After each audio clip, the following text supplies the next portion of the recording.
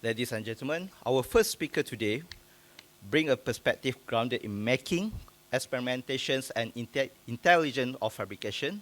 Through his work, he explores how digital tools are not merely used to produce form, but to inform design thinking, mature behavior, and process of learning through making.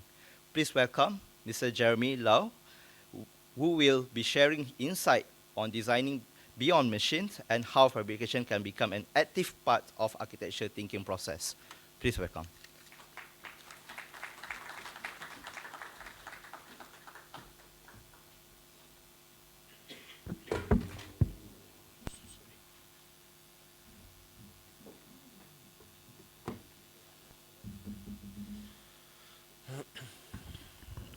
Very good morning, everyone. My name is Jeremy. I am representing from a small company that I own. Our name is called RME Center. So, from what credits me to give this talk is because I've seen how 3D printing, when it first started, become more available to end consumers. It has become more and more overused, and 3D printing, everyone has 3D printers, even students. The downside of this is because it reaches end consumers too fast, a lot of people just press the button print and they expect a model to be printed as soon as possible, immediately. So I just want to give a quick history. We started about 2022, end of 2022, when we just had a laser cutter. I began with a laser cutting machine. At the time, 3D printers wasn't always is a problem. When we use 3D printers, there's always calibration needed. So we always use laser cutting lah. And then this is like the laser cut models, and we didn't have a 3D printer at the time. A lot of these are handcraft. Then in around 2023, middle of 2023, we had our first printer. And this is what 3D printing started for us, it looked like. You have to understand when the printer we use is Bamboo Lab. A lot of these printers are now automated, which means less calibration. If we go back 5 or 6 years ago, right, a lot of printers, all the flow rate, all the calibration you need to have a more in-depth knowledge about how to operate 3D printers. But now we don't. So we are fortunate enough to begin from that era lah. So then from that we work between 3D printing and laser cutter. So how it all started, right? Since 2000s, a lot of tools, especially when it comes to model making, they are not widely available for end consumers. So around 2010 or 2015, end consumers, there are a company called Bamboo Lab. They start to focus more on user interface. And then I think 3 years ago, then it reached Malaysian market. What it looks like 3D printing 3 years ago is different than 3 years now in terms of business, in terms of audiences, people who start using it, all started using Bamboo Lab. So in the result, because people start using it more, it grows faster than, it outpaced people who knows how to actually print using 3D printers, the printing knowledge. So a lot of the general misconception about 3D printing is people just say, if I send my model, regardless of scale, complexity of design, the supplier or whoever can just get it print. But it's actually more complicated than that. Just think of it, 3D printing is like you need to adjust your file, each parts, how to dissect it, how to assemble it, how do you even finish it before you assemble it? All this process, a lot of people just disregard. So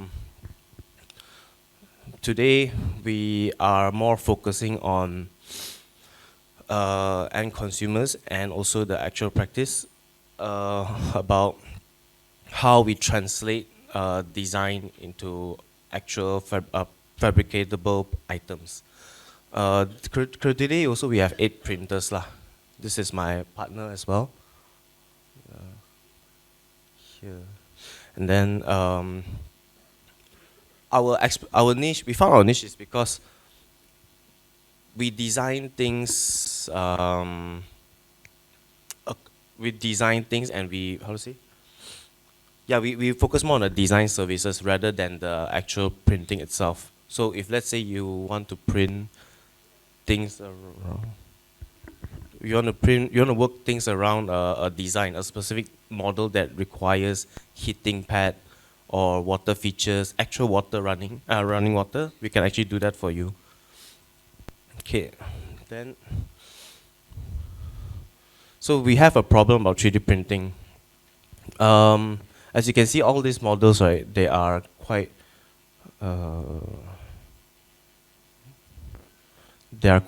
bare. They're soulless. In today's topic, we're going to cover how to not make model become soulless.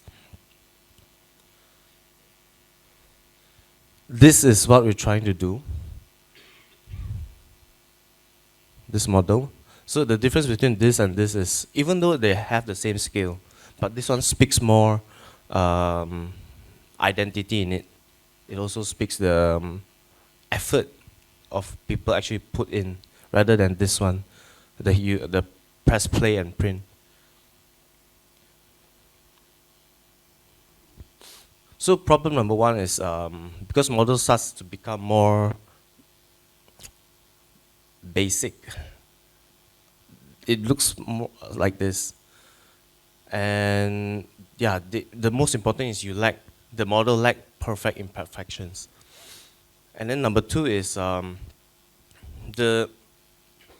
when models starts to be when people just think that okay, just press print and play and print, they lack how the model is actually being built in the actual practice.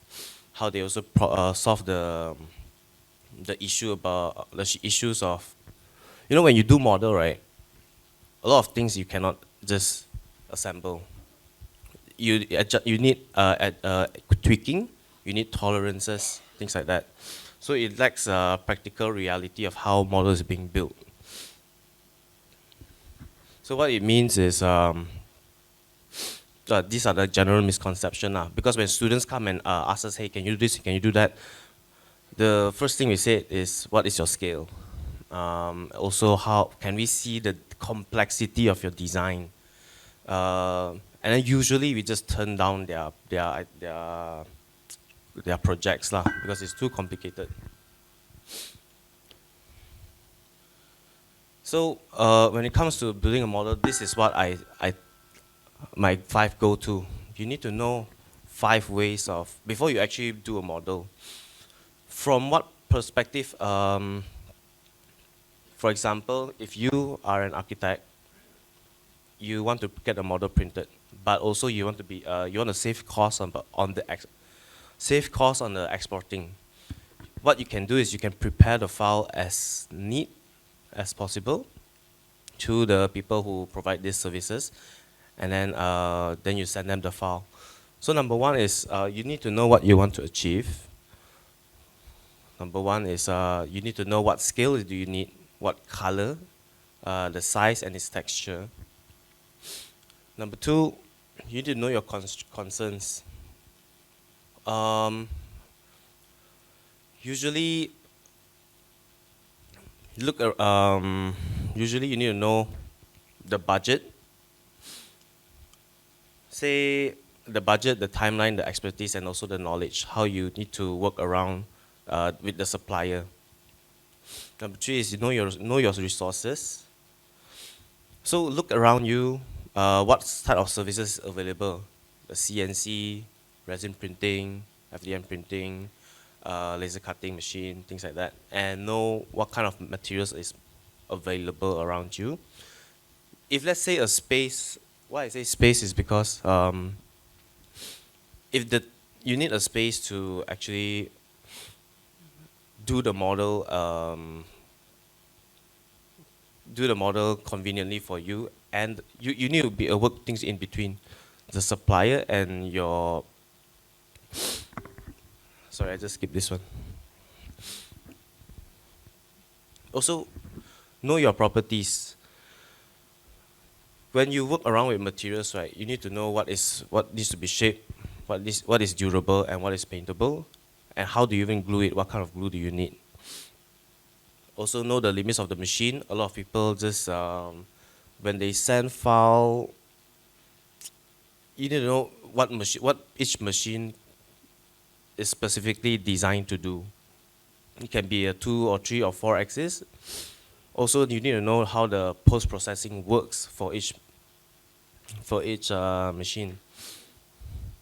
Whether if it's file compatible, and also to get the maximum results. So this is what I actually this is my actual workflow lah for when it comes from A to Z. Before you start doing, you need to have a plan how you need to do the model. So then after that, this is where the exporting works. If let's say you want to engage CNC service, right? You need to know how creative your model wants to be, right? So from fabrication, this is the exporting part. You tell the suppliers, hey, in my model, my base, I need 5 or 6 layers of CNC base layers. So this then from here you computated it, and then you become the post-processing stage where it becomes physical. Then from here on, you touch up and you add things and to elevate your design even more, such as grass, paint, post-processing works. Another example is 3D printing, right? From fabrication, you plan what item that you need to 3D print, or what item you need to laser cut. Then you go through a exporting phase, and then you assemble it, and then you just touch up. This is how generally the model works lah, for all services. So because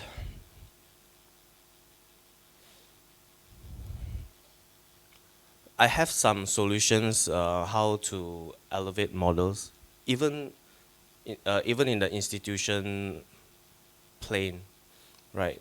So Unreality Kai, you see, even if he works around with laser cutting machine, he can do a lot with just laser cutting machine. He plays with colors, he plays with materials. He also plays how models are assembled. All this actually required a very, very precise thoughts, how things come together. And you see this, I think this one takes probably a month or 2 of just working with the CAD software. So think about, let's say even for laser cutting, right? Think how you can fully utilize the machine's capabilities. So because laser cutting it works around 2D, right? But he thinks of with a 3D brain, how things are assembled becomes a 3D. Same goes for 3D printing. 3D printing, even though it prints 3D, how can you make use of the 3D printer to make it into like sorry, I just skipped that. Okay, then solution number 2 is I think we can rebuild practical thinking, such as introducing a coursework within students, not just about using AutoCAD, teaching them to use SketchUp, but also when it comes to something physical, they need to ask themselves how can they print something cuboid? How can they print something void inside? So just I think it's also the what we can teach the students about the materials as well, which comes to the next point. We can teach students how materials they can use wood, timber, acrylic, glass, mirror, and metal and such.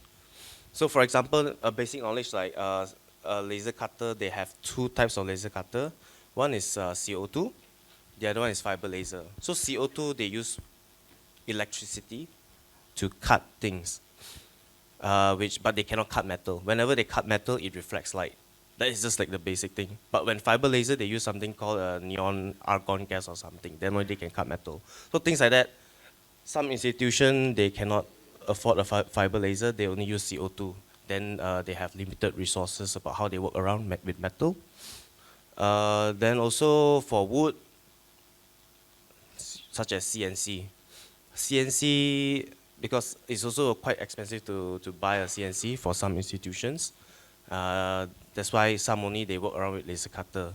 But it's not the end of everything. They can just use, as students, we can always use laser cutter to make up the layers for CNC, what CNC can do. So I think it's also important to explore other materials because it gives color and textures, not 3D printers can do. And then also teach them digital export, yeah, not just modeling.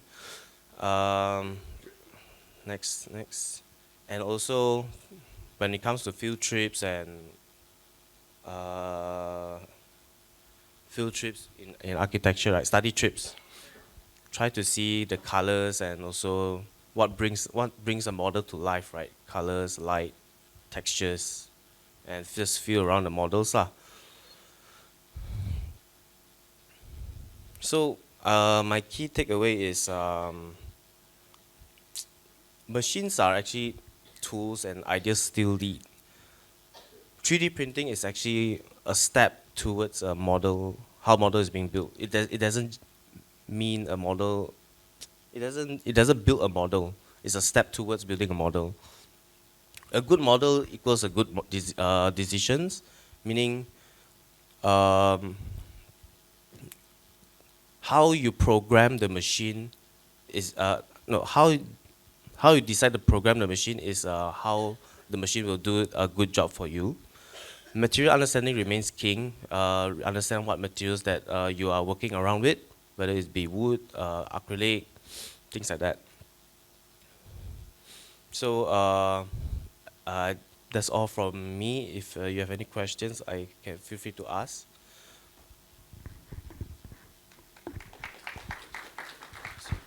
Okay. Thank you very much, Jeremy. So I will highlight our format today. So we will allow our speaker to give presentation first. Then we will have, at the end of the session, we'll have a moderation where you can throw questions. Okay. For the next session, I will invite our sponsor, ISO Panel. So ISO Panel is our sponsor for today's event. They are global leader in innovative insulated panel system, supporting architects in achieving performance-driven and sustainable building design. At this time, may I invite Mr. Raymond from ISO Panel to present a brief introduction of the products before we proceed with SHAMSUL AKMAL. Mr. Raymond, are you there? All right.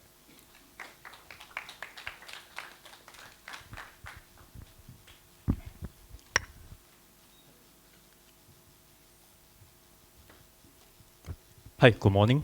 Can everybody hear me? Okay, good. Hi, I'm Raymond here. I represent Isopan from Italy.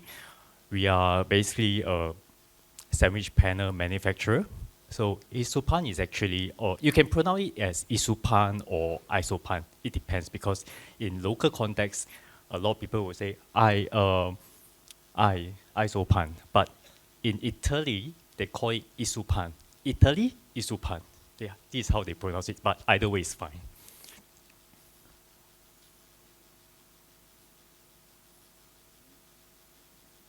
It's not working. Sorry. Oh, the pointer is here, right? Okay. Okay, so briefly, I will talk about the company. I know it's boring stuff, but just bear with me. And then I will touch on isofire wall, which is a wall application, then a roof application, and followed by a flat membrane application. I only have 15 minutes, so yeah, I have to rush through all this. If anything that you can think of that's interesting, you can just come and look, talk to me later. Okay, Isupan is actually under the Money Group as a parent company. They focus on prefab and dry construction solution. So under a Money Group, there is a few division. We have the Money Cipre, which is a steel service service. The service center is actually one of the biggest in Europe. Money Inox is actually stainless steel. The word Inox actually stands for stainless steel. They have Money Green Tech, which is a lightweight truss system. And recently, they actually evolve or venture into energy management as well, being part of the green sustainability movement. And today, our focus is Isupan, where they focus on insulated panel. This is our footprint. We are present at mostly Europe, and in North America, we are in Mexico and United States as well. So these are some of the figures from 2024. 2025 is not out yet. The number that I would like to focus is actually this. In terms of sandwich panel, in 1 year, we actually produce 13 million square meter. We are very focused on sustainability, and we actually volunteer to have our ESG done in 2021. And back then, the score is 65.4. And we keep on improving, and the last graded is actually 72.7 in 2024. Of course, we are aiming to actually go higher and higher. So by the time next year, I hope that we can get even a higher grade. We are part of the this movement called the Science-Based Target Initiative. Is actually part of the Paris Agreement to tackle climate changes. As we know that probably all of us as feel it is getting hotter and warmer. So by end of the century, decade, I think we are looking at 3.7 to 4.8. So we are, based on this, we are actually working towards solution. How can we actually be a part to bring this down? Money Group also involved a lot in design competition. In fact, almost in a yearly basis, we actually conduct design competition. And then together with major architects around Europe, we actually have them as the judges. Okay, besides that, we also offer, together with some of the big names, we offer a course, an advanced training course for architects graduate. This is to promote off-site construction or prefabrication. Okay, now I move from Money Group to Isupan. Okay, we are 50 years, in fact, in this year, we are actually 51 years. Last year is our 50 years anniversary. We are in 70 countries, okay? And we are the second largest panel producer in the world.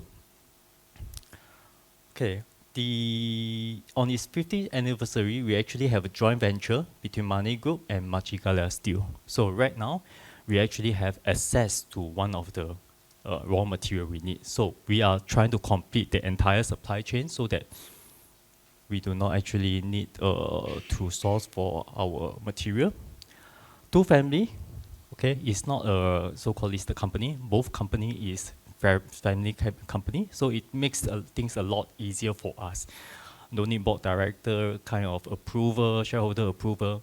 If the owner say yes, we move ahead. So that is the flexibility that we have as a company. Okay, then we are also known as different names. In Spain, we call the isopan Iprica, and then in Mexico, it's actually Insochindu. Yeah, a couple of years ago, we have a factory in Russia as well, but things get a bit complicated there. We have to release the factory.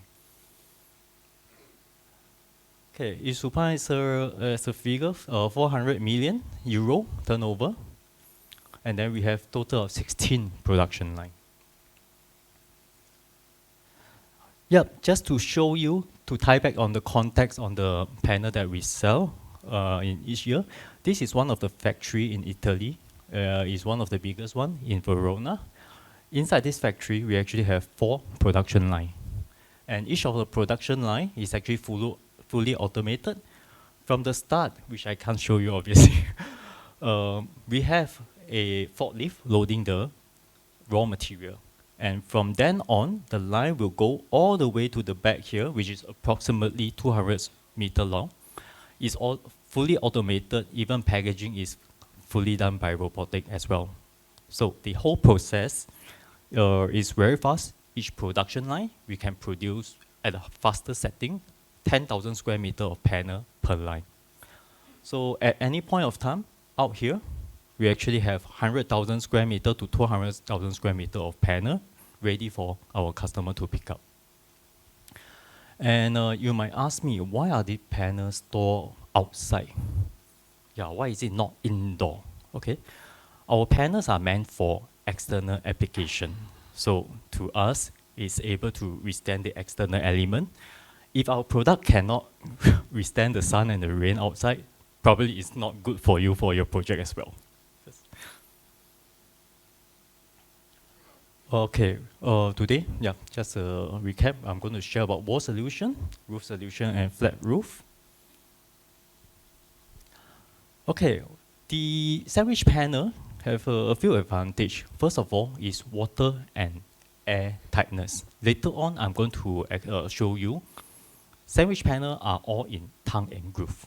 So there is only one way to actually fix it. It's actually less dependent on workmanship to ensure your envelope is watertight or airtight.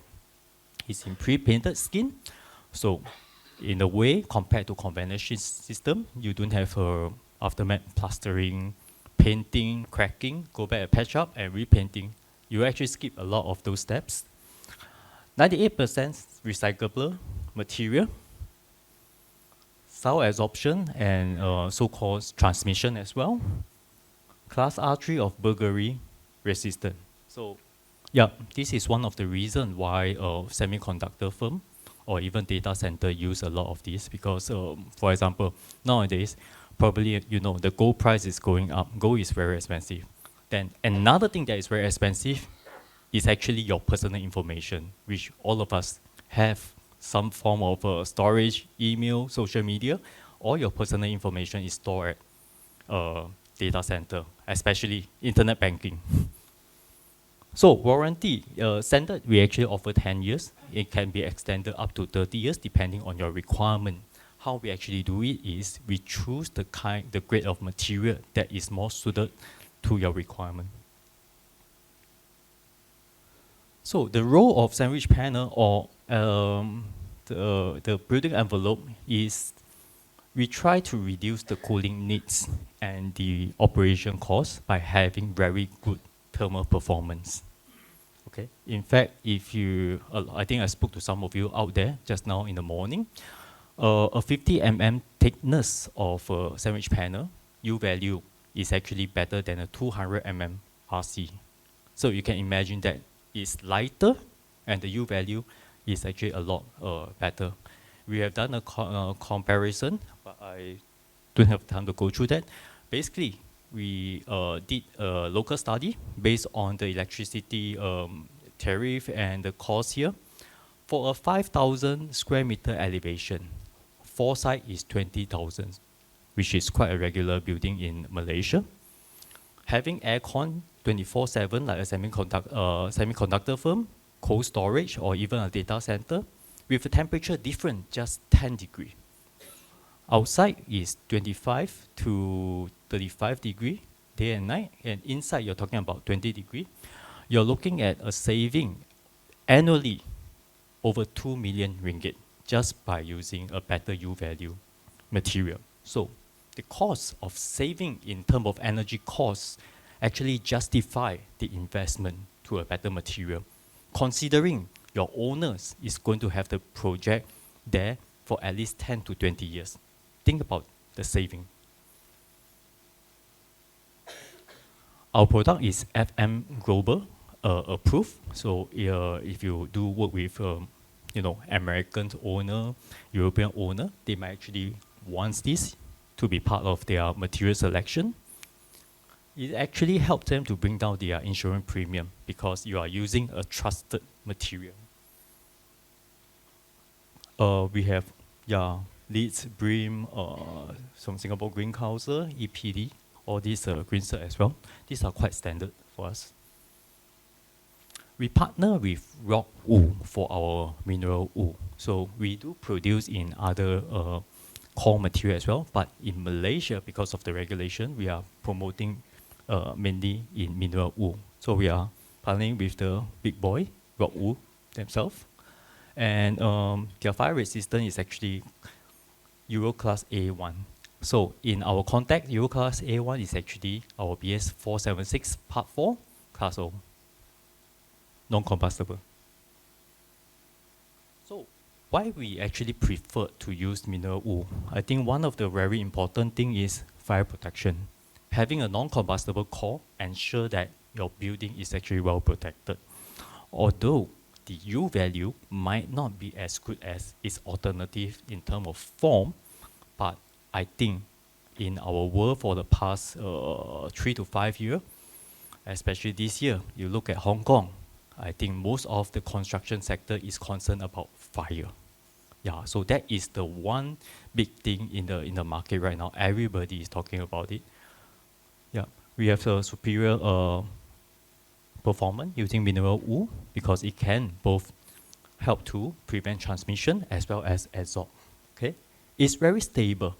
Okay, mineral wool is actually melted lava stone, so it is a natural item that actually is from the nature. So it doesn't disintegrate over the years. So it's very stable. But if you are using something synthetic, okay, it might just change its behavior or disintegrate over, let's say, 10 to 20 years. And the mineral wool that we use is actually a bit different from what we have in local market.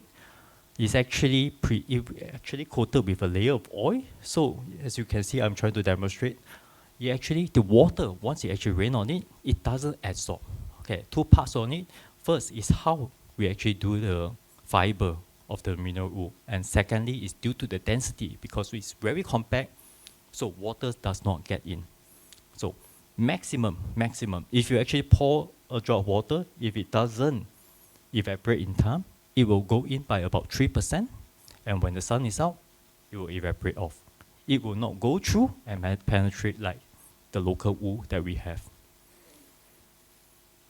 Okay, let's touch a bit on the Isu Fire wall. This is our bread and butter. It's actually a wall panel. A panel is typically about 1 meter cover width, and on both sides is a tongue and groove. I will show you the real picture so that you can easily look at. This is what I took on the site. Panel can be produced anywhere from 2 meter up to 14 meter. But for our local context, because we need to ship the panel over, so our maximum length is actually limited by the container size, which is 12 meter. Two side tongue and groove. So the only way to fix the panel is to have another panel joining this tongue and groove. No other way. So the worker cannot make any mistake.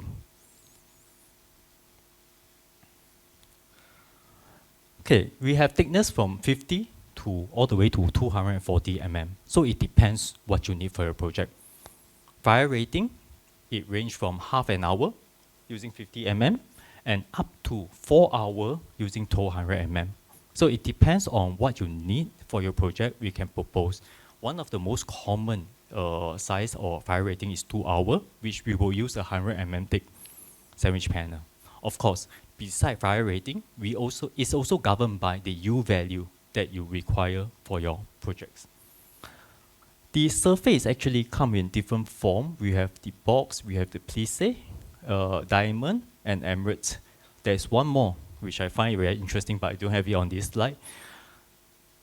Italian call it piano, okay?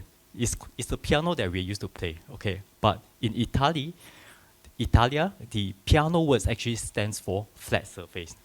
So we have the totally flat surface without any corrugation. They call it piano. So, but we always encourage having some form of minor corrugation because it helps to strengthen the panel. In fact, these are very micro ribs that you don't really see after you install. Okay, just for info, this is box. Let's go back to the previous slide. This is the prop profile.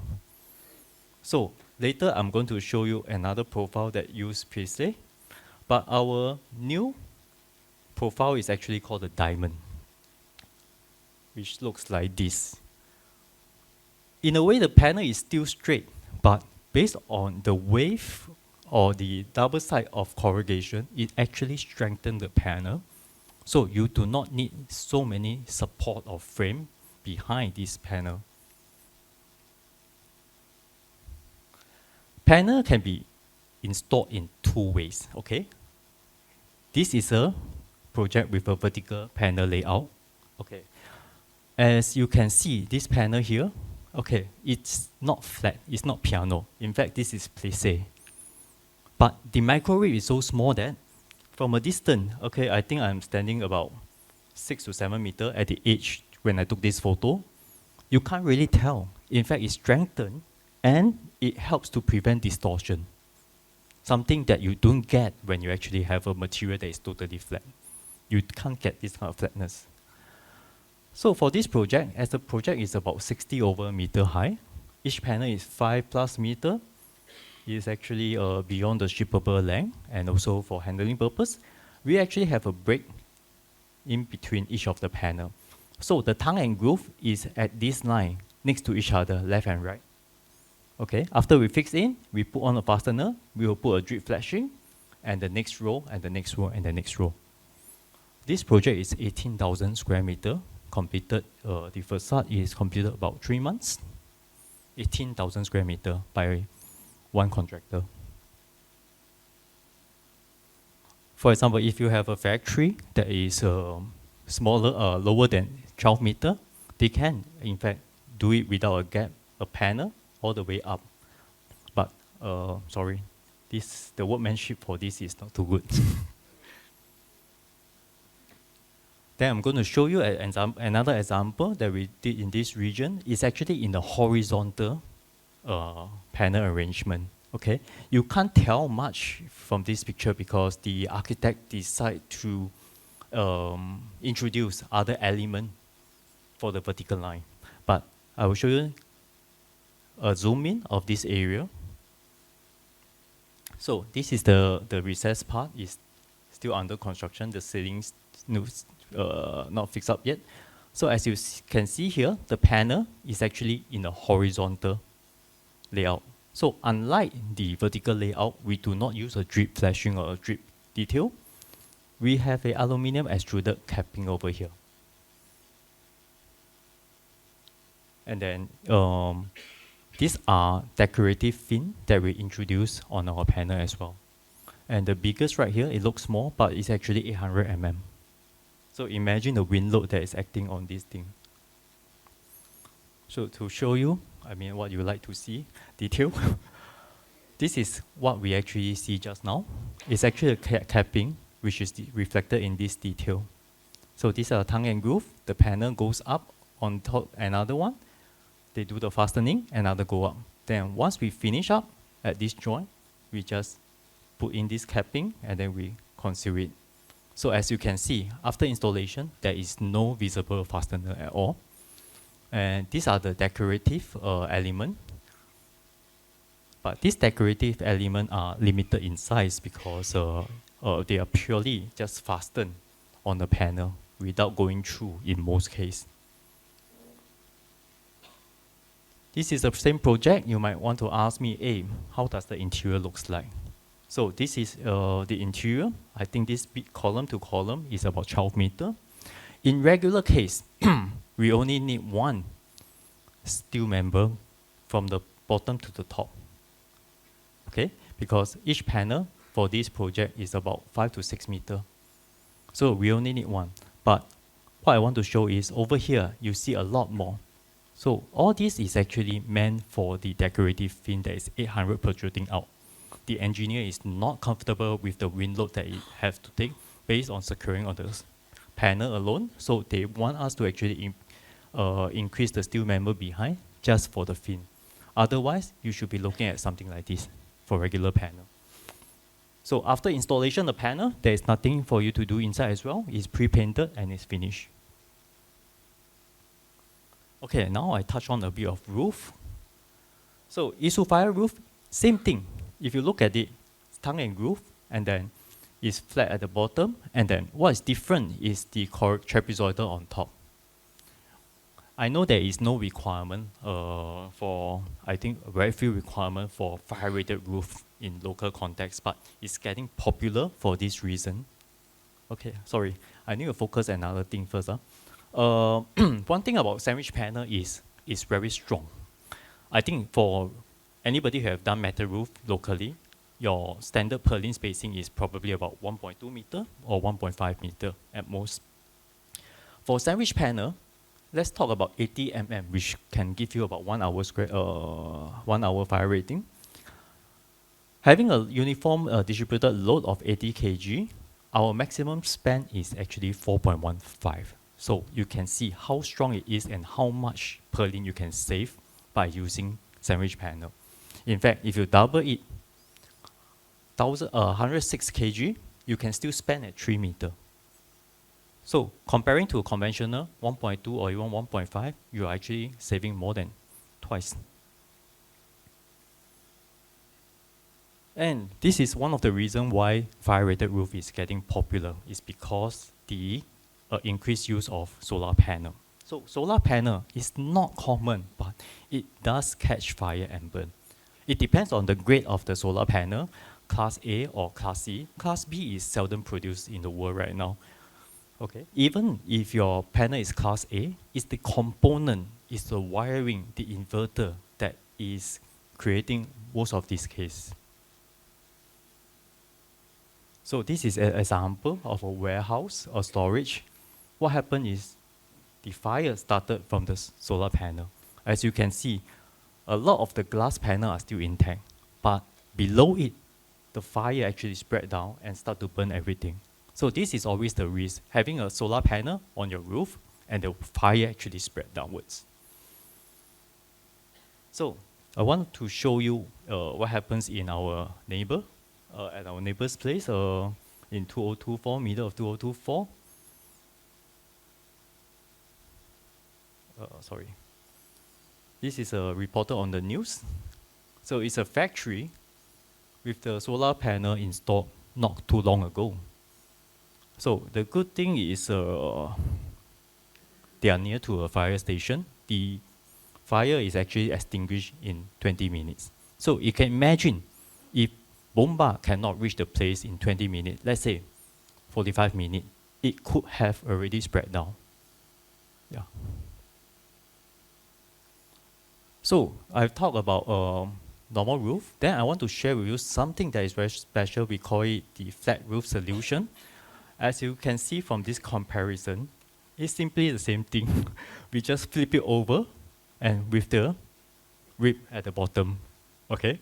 Because you want flat, so we just flip it over, okay? This is the thing about Italian. They are a bit creative with their design.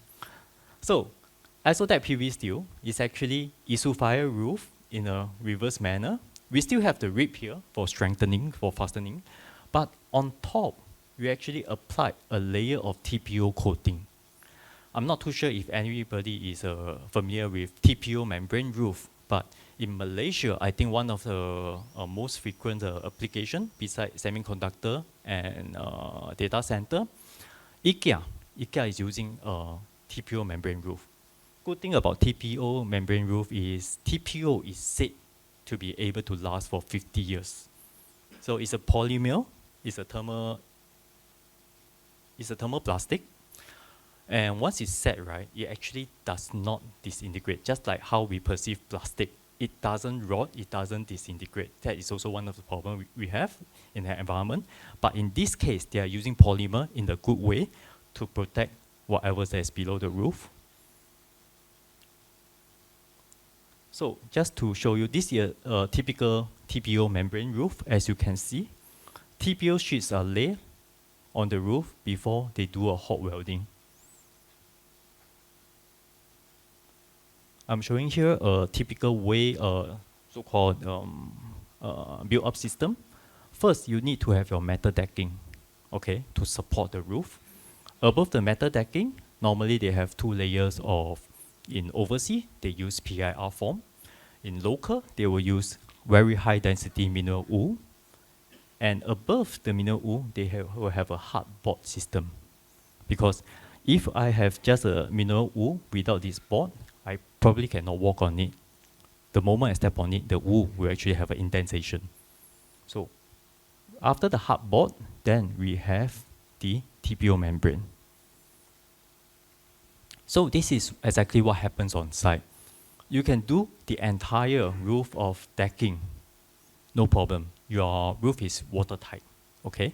Other element below the factory, below the project can carry on their work. It will not obstruct them. You can slowly do whatever there is on top. But the problem for TPO is you need to lay many layers above it. And after you lay your TPO membrane on top, you cannot do hot welding to watertight the place. Reason being, it's a membrane. If I just lay one stretch here and I start to do hot welding, problem is by the time I lay to the back, the other side of the roof, the membrane will be wobbly. You cannot stretch it after that. In order to solve that problem, they have to lay everything, stretch the membrane before they do the hot welding to make it homogeneous. And the problem is we are not that fast. In our local context, it rains. When it rains, all these are gone. Okay? I have actually personal experience with one of these in Pfizer project. It rains. They did some protection, but it's never going to watertight. The water seep in, it rains. So all these are actually soaked up. What happened is, it was detected fast early, but so the contractor have no choice but to remove everything, throw all the wet rock wool, and then they have to reinstall. This is what happened, but it's good that they discover it. In cases whereby somebody doesn't check, okay, they will just cover it. What happened? The wet mineral wool is inside. They seal up the top, below is watertight with the metal decking. The water have nowhere to go. So after a while, 2 or 3 years, it will rust all the way down. Because the water is forever there, under the sun, you heat up, it expands, it evaporate, become vapor that is hanging around this area. So that is the problem with this. So why do we use Isodeck PV steel as sandwich panel? Reason, I want to show you based on this video. Okay, for our sandwich panel, because everything is in one, so the installation is very fast. And based on what I shared just now, our wool at the side is not afraid of water, so we don't have such problem. So it's very fast, just like laying our first layer of decking. You just lay the panel, fasten it down. Okay, so all these are already TPO coated. In fact, we do not need to lay the whole roof. We can lay 2 pieces and immediately we actually put a piece of TPO on top and we do hot welding to seal out the area. This is a lot much faster. Can be done using an automated machine. Or you can actually do it the manual way of hot welding. So this is much faster, much safer, and much control as compared to the traditional system. Okay, I have come to an end of my presentation. Thank you for these 15 minutes. Yeah, these are my contact, and Isupan is actually going to launch a new data center envelope solution soon. If you are interested in getting a copy, it's not out yet. We don't have a hard copy as well. If you're interested, scan the QR code, leave down your detail, and once it's ready, I will drop an email to you. And or if you have anything that you're interested for me to present to your team, leave a message. Yep, I will get back to you. Okay, thank you, everybody. Right. Thank you very much, Mr. Raymond. Before we continue with coffee break, I think if anyone have question right now to ask Mr. Raymond, is there anyone have questions? Or if not, I will ask, how about the cost? Cost is very subjective. Okay, first of all, sandwich panel are shipped from overseas. First of all, we talk about shipping. Okay, shipping containers come in 20 feet, 40 feet, or in translate to 6 meter to 12 meter. If your project requires 6.5 meter per panel, in a 12 meter container, I can only fit one panel, one row of panel. 6.5 and the 5.5 is wasted as air. So in this such case, you actually increase the shipping cost. So normally I would encourage designer 5.95, perfect. I can fit those 2 rows and I fully 100% utilize the shipping. Okay, just to give you, sorry.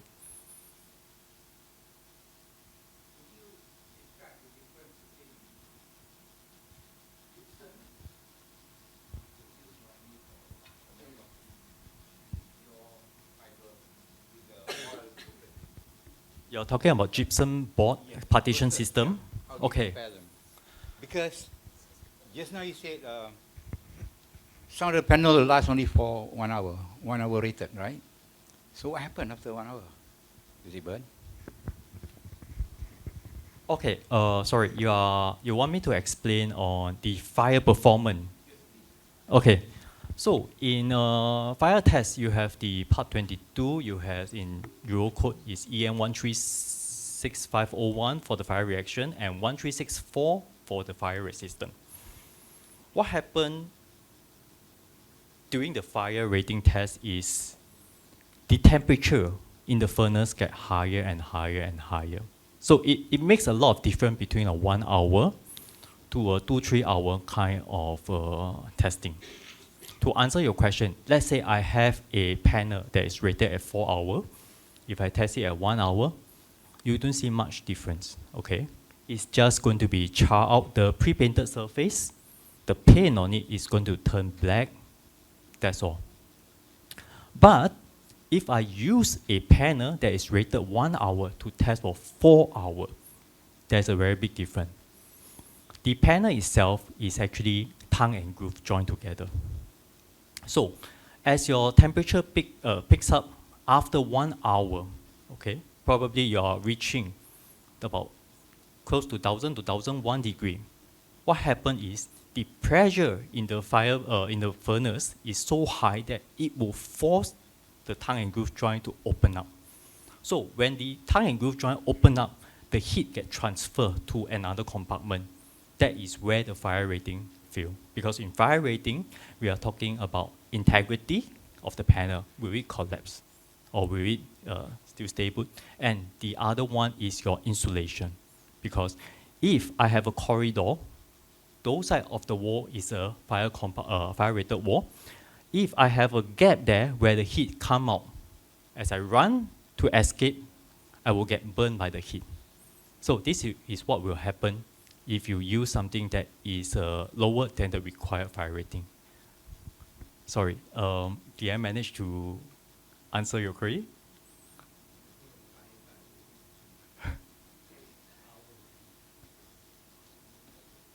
Okay, is there any other questions? So about the cost just now, so it's based on the size. Supply? You It want to depends know on the size, it depends a lot. We are looking at ballpark figure supply rate about 400 to 500 ringgit per square meter. 4 to 500 ringgit per Yeah, square meter. depend on the thickness, but typically we are talking about So, around. but if you are saving more cost because you are not using conventional we are talking TPO about system. energy saving. We are talking about energy saving. That's why this sandwich panel is always used in project that is 24/7 aircon, because this is a critical part. My calculation, which I can share with you, is not in this slide. Outside, I can show you my calculation. It's actually just it's actually verified by an M&E engineer. My calculation is based on the energy rate that is today, as today's oil price. When the oil price go up, your electricity is going to go up. Touch our heart. Who thinks that in the next 10 years our energy cost will come down, our electric bill will come down? It only goes up. It only goes up. By how much?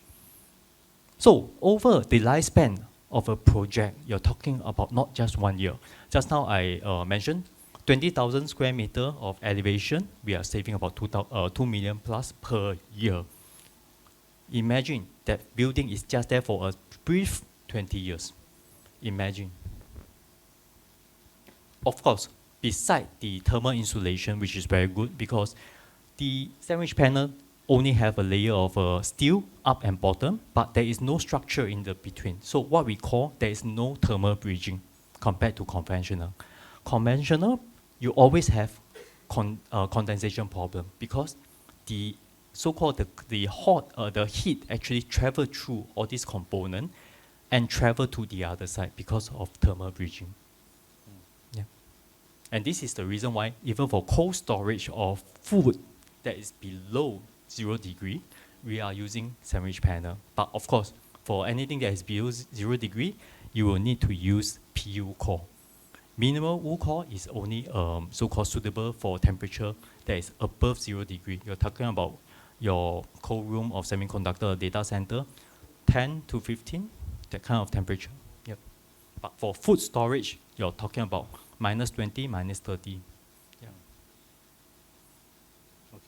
Okay, thank you very much. So our next speaker is SHAMSUL AKMAL. I know SHAMSUL AKMAL since 2009. He was in RMIT and was in Uni Melbourne. And back then, we were very proactive with digital architecture. So when I first knew him, he's very active with doing parametrics. And then we were destined to work together in ZLG design. Back then, when we were working, he was still very passionate about digital architecture, while I was very focusing on the normal architecture, which is getting part 3 and getting things in the conventional way. SHAMSUL AKMAL still very progressively improve his digital knowledge. He worked on 3D printings and also doing some scripts in advancing the outcome of architecture. Without further ado, I please welcome SHAMSUL AKMAL to the stage. Thank you.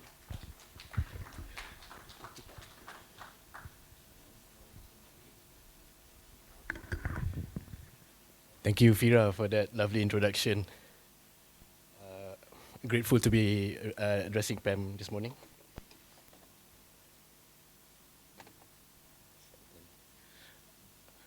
So what I'm going to be talking to you about this morning stems from that time that Fira just mentioned, when I witnessed something magical when I was an architecture student in the mid-2000s. So I was a student here, as Fira mentioned. I'll probably start the talk with expanding on what he was talking about. This is a funky campus in the city of Melbourne. You can see, I think you can count 4 different types of or styles of architecture, kind of like brownstone, and then computational or futuristic with Voronoi, and then classical, and then to the left, we call it the theater architecture. Anyway, it was in this, on the far left building, that I met A.R. Fira on 2 a.m. In the computer lab, because I'm a proper architecture student. I mean, I saw this guy, I've never seen this guy before. He doesn't even go here of course, he's from the other architecture institution just down the road, University of Melbourne. So I went to say hi, and that's how I met him. Anyway, that's not the magical thing that I was going to talk about. The magical thing that I saw at the computer lab at RMIT was something like this.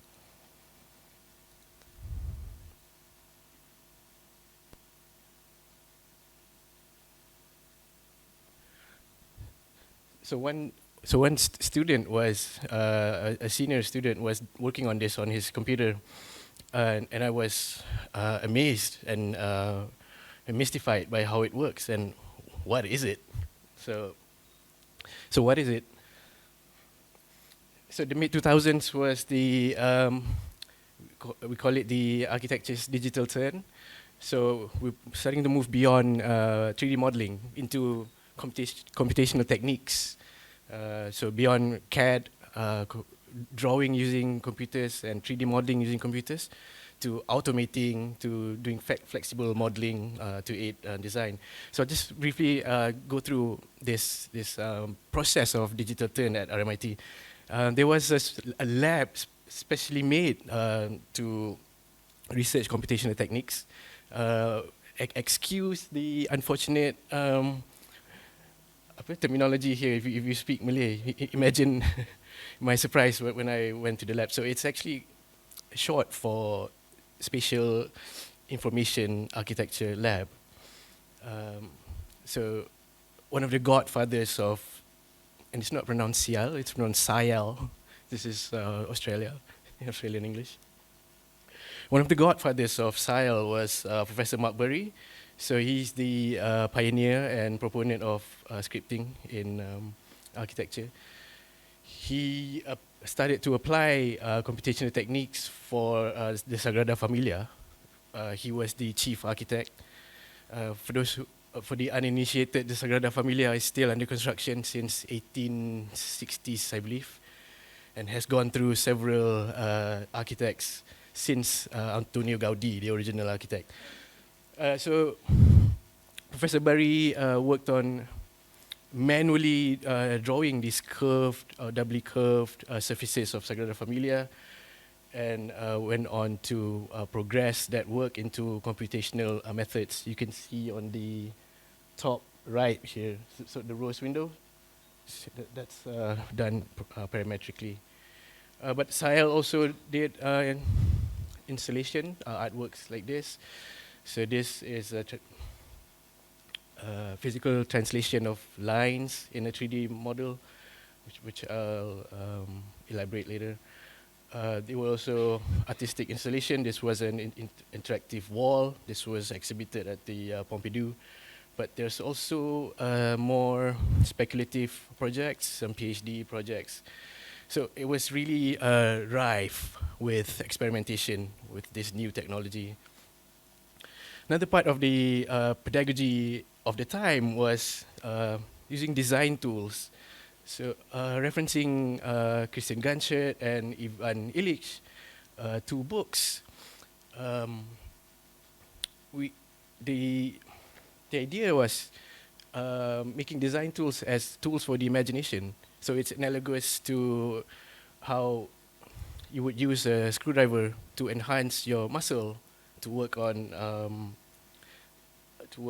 carpentry projects, for example. Design tools enhance your imagination. So, for example, just coming back to Gaudi, these hanging chains were used as a form finding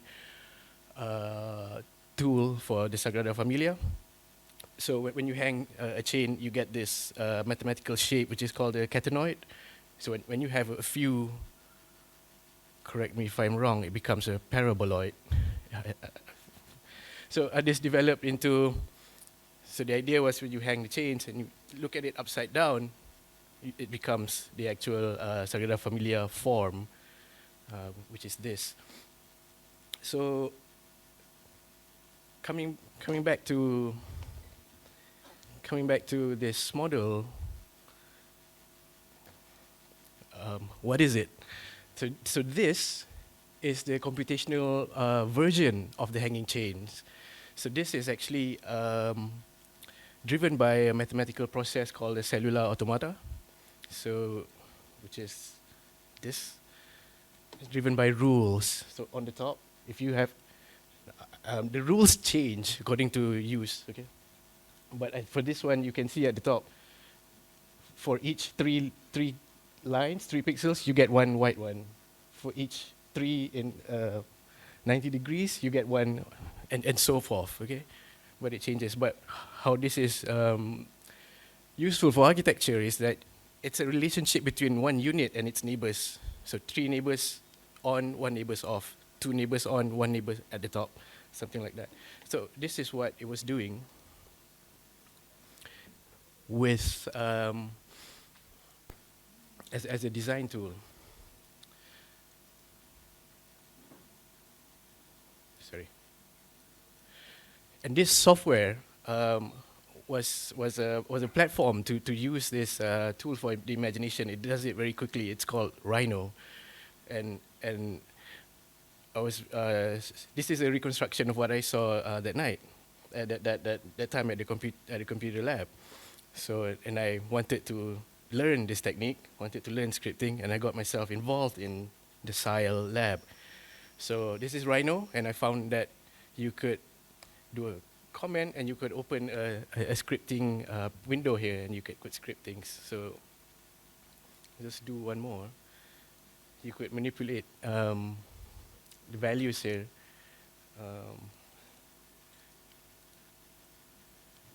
Just give me a moment. So if you just want to do 1,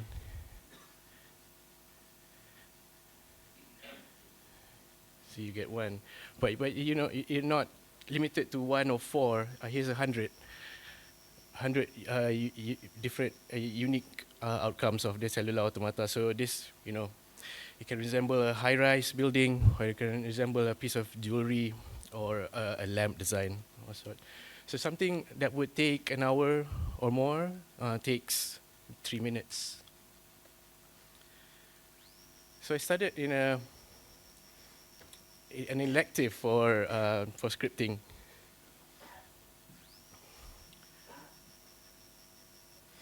So there was more. I mean, cellular automata is just 1 out of 1,000. So these are a few examples of these drivers that are being used. So it's not just cellular automata; it's biological processes, mathematical and physical as well. So this is, I don't know, how many are these? 7 out of 1,001. Anyway, so this is like a reflection on my first ever scripting class. I had a project that involved hexagon. You'll see it as it develops, but I was tasked to construct the hexagon. Now in this, and in this day you can just say construct hexagon and you get a hexagon, but back in the day, this is mid-2000, you have to construct it manually, step by step. So if anybody remembers lukisan kejuruteraan, so the way to do it is to draw a circle, divide it equally into 6 points, and connect the 6 points, and you get a hexagon. So I did that in that program with the code below. So if you don't read code, this is just, you know, for example. The tutor came back to me and said, clever. But he goes, but I can do it in one less step. So his way was simply to draw a line and rotate it 120 degrees 6 times. But the algorithm for that is draw a line, rotate 120 degrees until it's closed, until it's a closed polyline. So it's more algorithmic, where mine was procedural. And he said, in computational design or in scripting, you always want to have your math worked out first before you draw the geometry. Because the way I did it was to draw a geometry, which is a circle, draw another geometry, which were the 6 points, and draw that the hexagon. So more geometry, more memory, and although this is just one hexagon, when you have 100 or 1,000, this would be very, very slow. Okay, so this is like the beginning of a computational thinking. So different types of computational approach, procedural, algorithmic, and then comes another guy, and he says, fully fully pre-computed hexagon. I don't know, this is not my level of math, but a hexagon can be described with this formula at the top.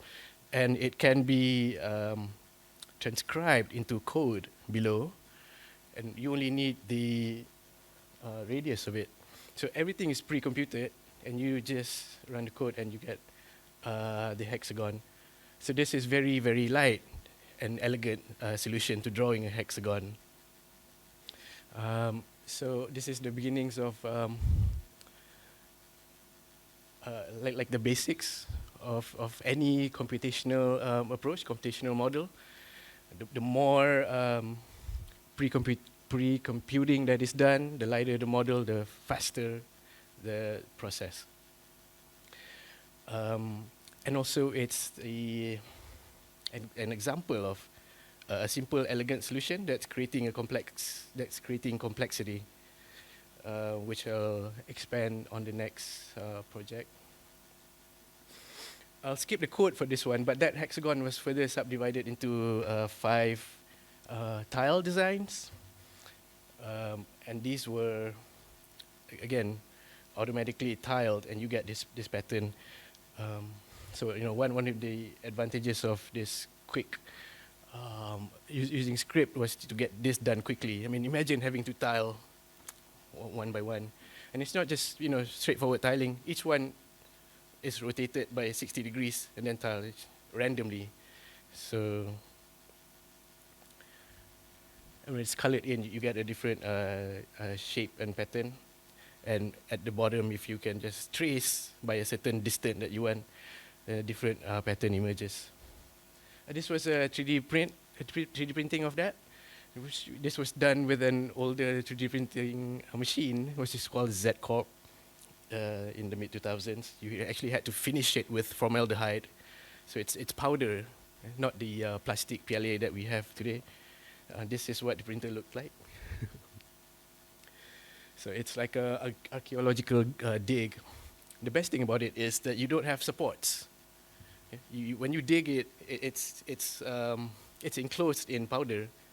So any nooks and crannies, you just have to blow it with a blower, and it'll just go away. Now, I want to show an actual project that is related to digital fabrication. So this is a project called Serpentine, which does develop on that idea of simple systems creating complexity. So all that this is trying to do is to make the code when you have a grid, certain number of rows and a certain number of columns, one tile, a random starting point, will decide to go wherever it wants to go randomly. And then it makes 2 tiles, and then that can go to wherever it wants, but not where it has been. So go wherever, but not where it has been, and go n times that you would like it to go, for example, 5 or 7. I think I have the code here somewhere. So this is it. Code itself is here, I think.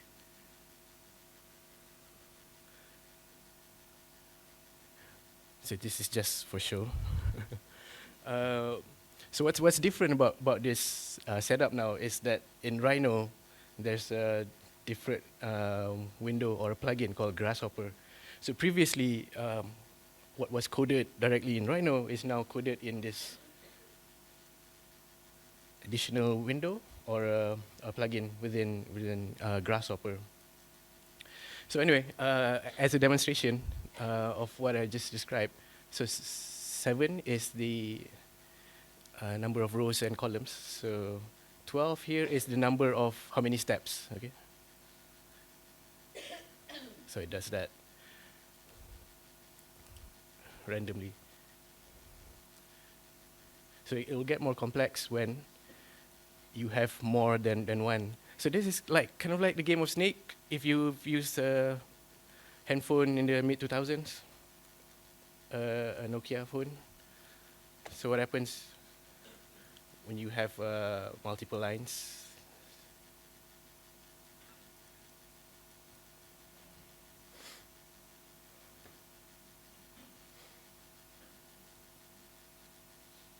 Oops, sorry.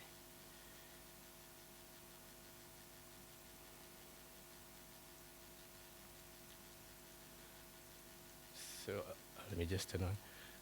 So this is four lines.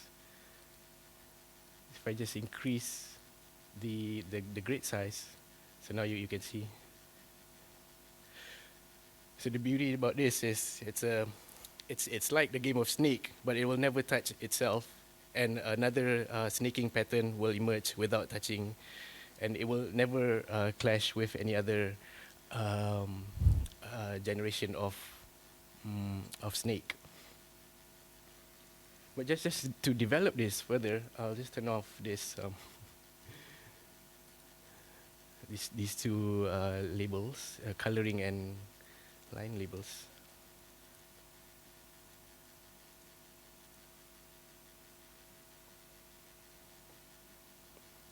Is that when you have those one snake were made of tiles, and you subdivide those tiles into a random number of rows and columns, you begin to get a interesting pattern.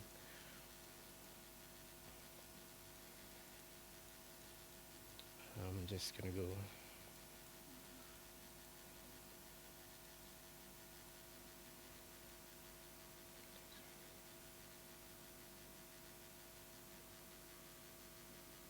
It's gonna take a while.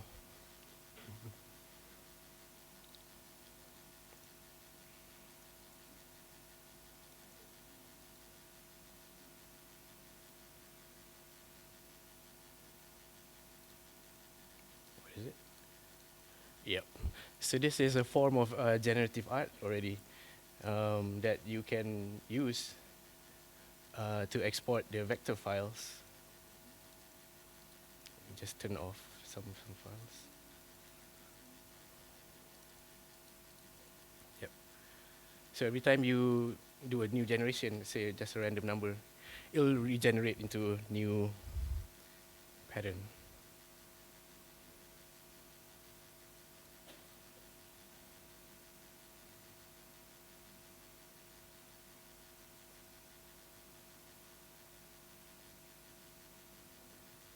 So it takes a while because it's heavy. Because I didn't do the pre-computational thing because I'm really bad at math. So just to show you the process of the pen plotter. So you take those lines, you can export it into a machine, which is this.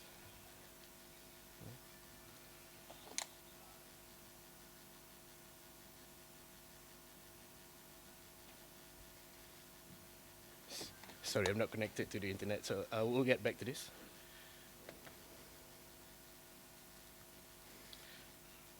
And this is the.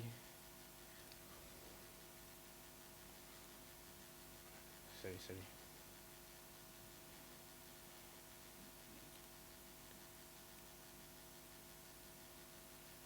Sorry, just trying to connect to the internet. It's okay. Just jumping off this while we wait. This is in Grasshopper. Of course, it's well established that you do these kinds of flashy Zaha Hadid or Frank Gehry type of buildings. But I made a video just to demonstrate how you can use.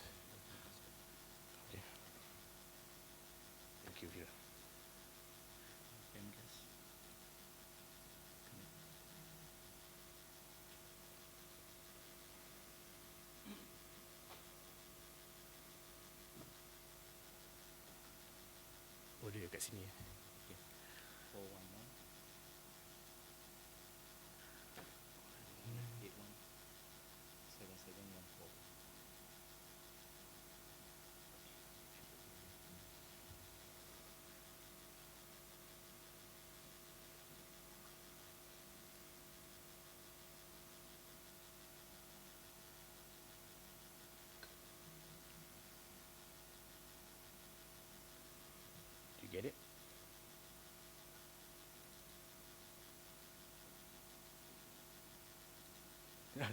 Sorry, guys.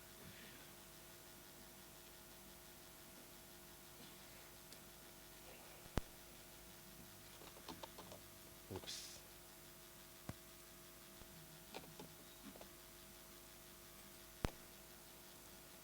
Sorry, just give me a moment.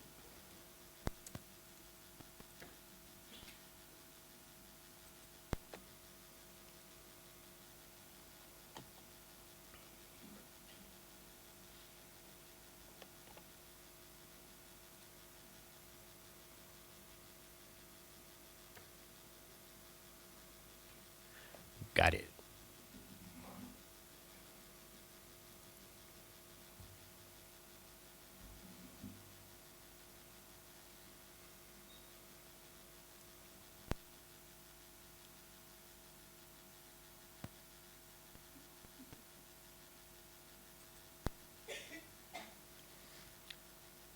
All right, we're back. So I did a video to demonstrate that not scripting or parametric modeling doesn't need to be associated with curvy or flashy architecture or any kind of design. So I referenced Alina Jamil's bamboo playhouse because I thought this is kind of the most remote project to what you would think of when you think of parametric architecture. So this is a bamboo pavilion in our Lake Gardens. And I parametrized it.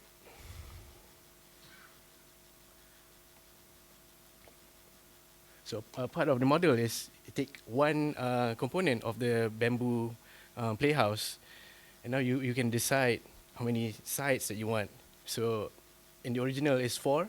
So now with parametric modeling, you can do 3, 6, 5, whatever, quickly. And you can automate the layout as well. And it deals with slopey landscape as well.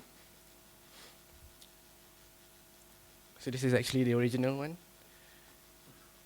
And you can manipulate the heights as well to get a gradation.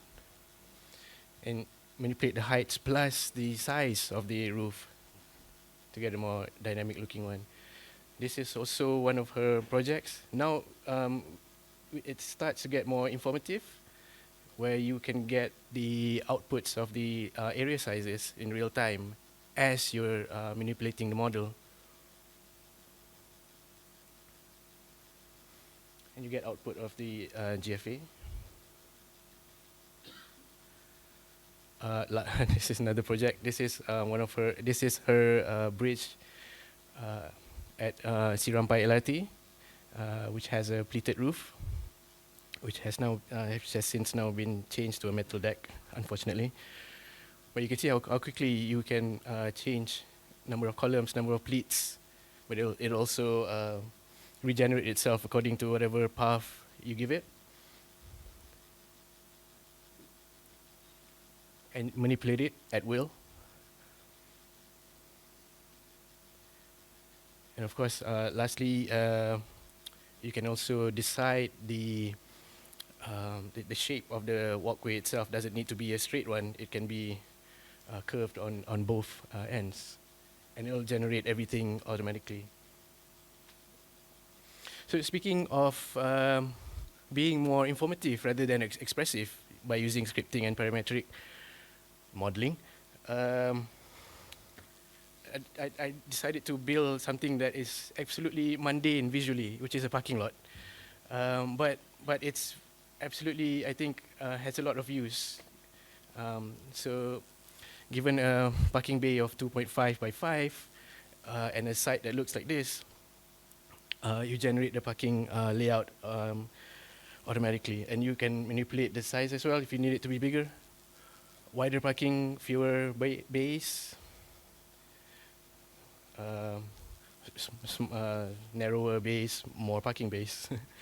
And you get the number of bays output automatically. And of course, let me just show you, this is the magic thing. So adapt it to a new site, boom, automatically. So I thought, well, if we can do parking bays, then we can also do housing as well. So these are the parameters. So you get to control the road width, the back lanes, the brake width, how many units.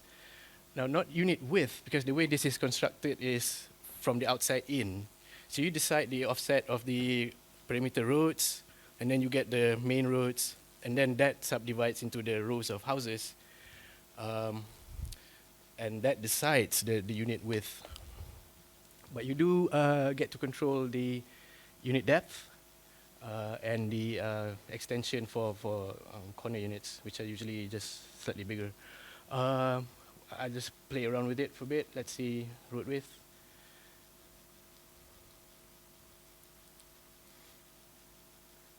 Yep. Probably better to just input.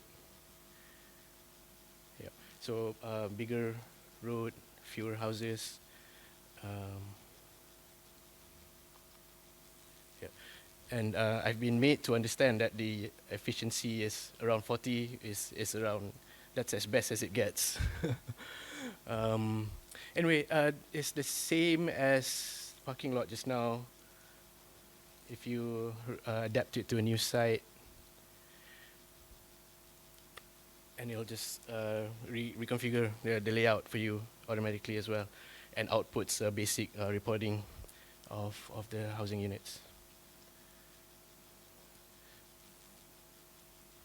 So right now, these I hope it illustrates the use of the parametric modeling and the scripting away from these flashy buildings and more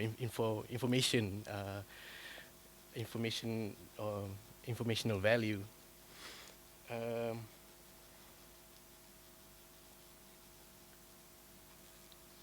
Great.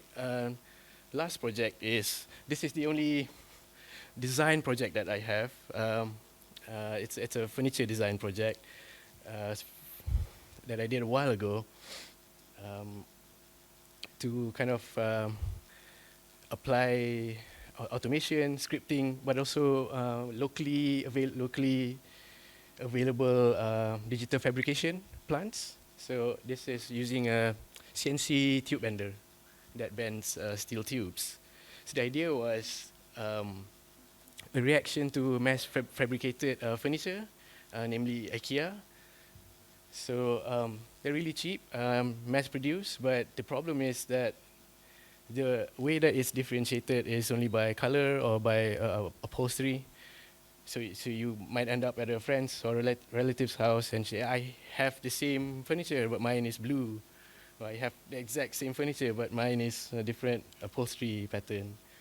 So the idea was to think about what's really what the meaning is on a piece of structure. And to me, that is what is the most meaningful part of a furniture. And to me, it is the structure. So the idea was to subdivide a circle into 3 boxes, and that becomes the shape of the legs, when you can just trace the outlines, the edges of the box. And do this a couple of times, and you get several designs. And you combine 3, and you get the table leg design. So now you get the idea that the design now is similar. You read it as a series of coffee table design, but it's different, meaningfully different, not color or upholstery. The structure is different, but yet you read it as a family of products. And you do get a lot more. You get a lot of unique furniture. Just how many unique, I'll show it to you. So this is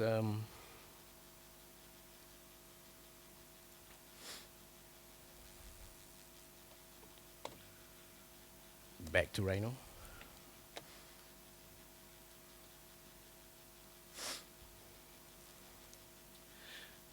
I'll just try to do a quick demo. This is how it's done normally.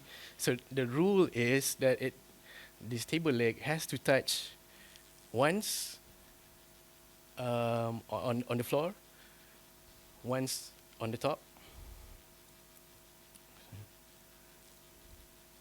then move left or right, doesn't matter, once, and down again. So 4 contact points, 2 on the ground, 2 on the top. Then once you get one design, just move it away for storage. And then you do another one, another design intuitively. Let's say, and do that and do that.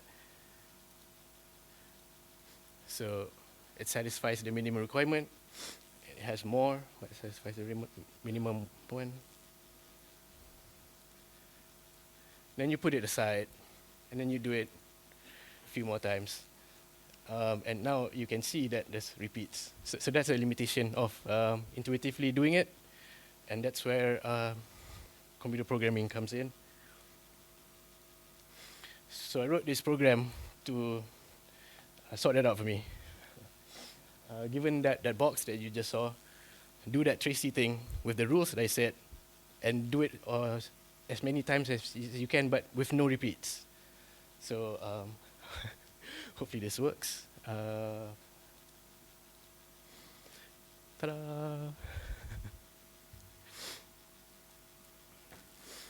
So these are all unique table leg designs from that rule I just set out.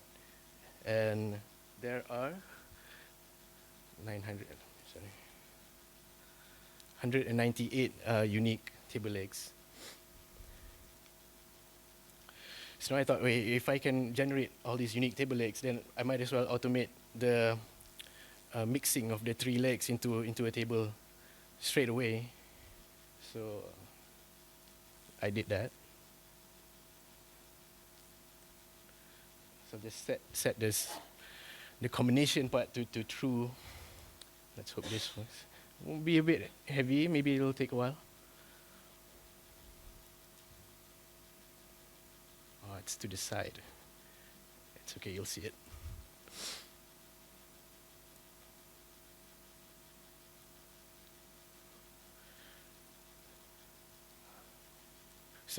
So now it automatically generates the table leg configurations, and it even labels which one that was used, so that when you manufacture it, you know which one. But it only displays, I think, 100. But overall, it does 1,274,196 unique combinations. So now you don't go to a relative's house and they have the same table but different color. You really do have a different table design, up to 1 million and so times.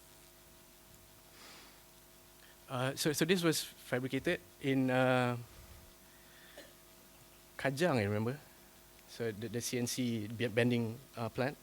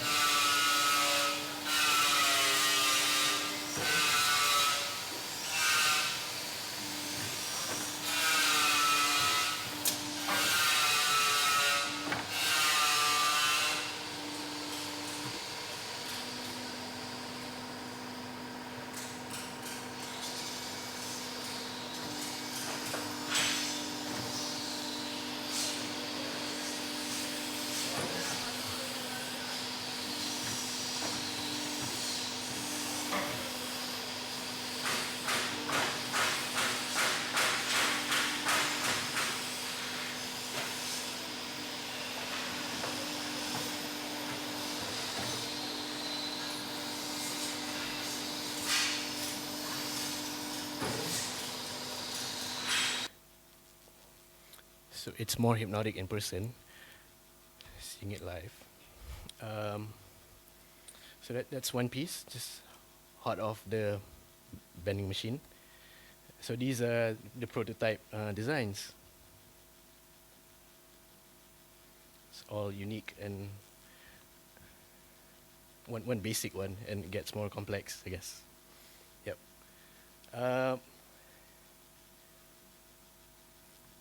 Yeah, so actually that's the end of the talk actually, but can we get back to the, sorry to retract like this, but just to show you the pen plotter just now.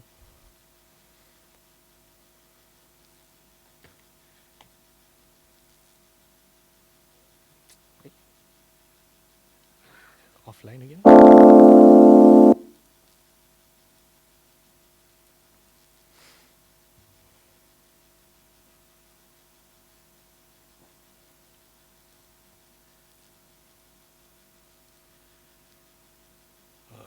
Try another one.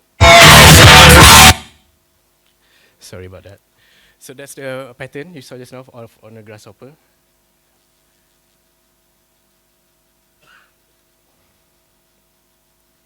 Okay, I don't think the internet is working or it's slow. It was working just now.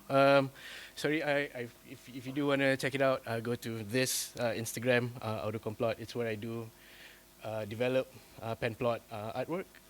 So thank you for listening. That's my talk.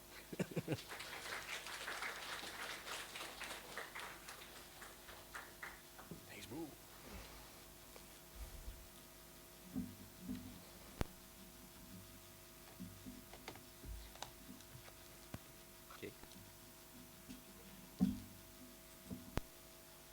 Okay, thank you, Shamsul AKMAL, for the presentations. For your knowledge, Shamsul AKMAL actually not engaged with any architecture firms, so it's more like freelancer. If you have any projects that require expertise in this kind of facade, so you can engage with him. Actually, I've been in the position that I try to do, and then my client comment a lot that I cannot take it anymore, so this is the guy to save your office. So, yeah. All right. Without further ado, I welcome the next speaker, Afi MUHAIMIN, architect Afi. Afi is one of 40 under 40 architects. A bit of himself, what I know about him is he was selected or awarded with PAM Pavilion 2025. So he was the designer of PAM Pavilion last year, the one that installed at KLCC. And Afi was actually stationed in Johor. Recently he moved to Cheras. Not sure why, maybe he can tell us later. But he's one of the young architects that really engage with parametric, digital architecture and fabrication. Without further ado, please welcome Afi.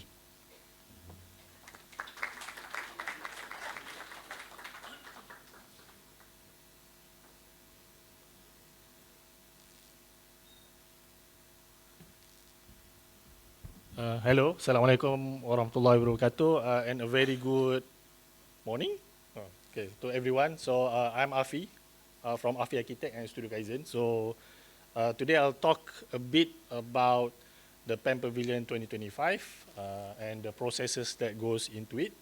I think there's a bit of elements from the first speaker and Shamsul's talk just now in it. So without further ado, let me introduce my company first. Studio Kaizen.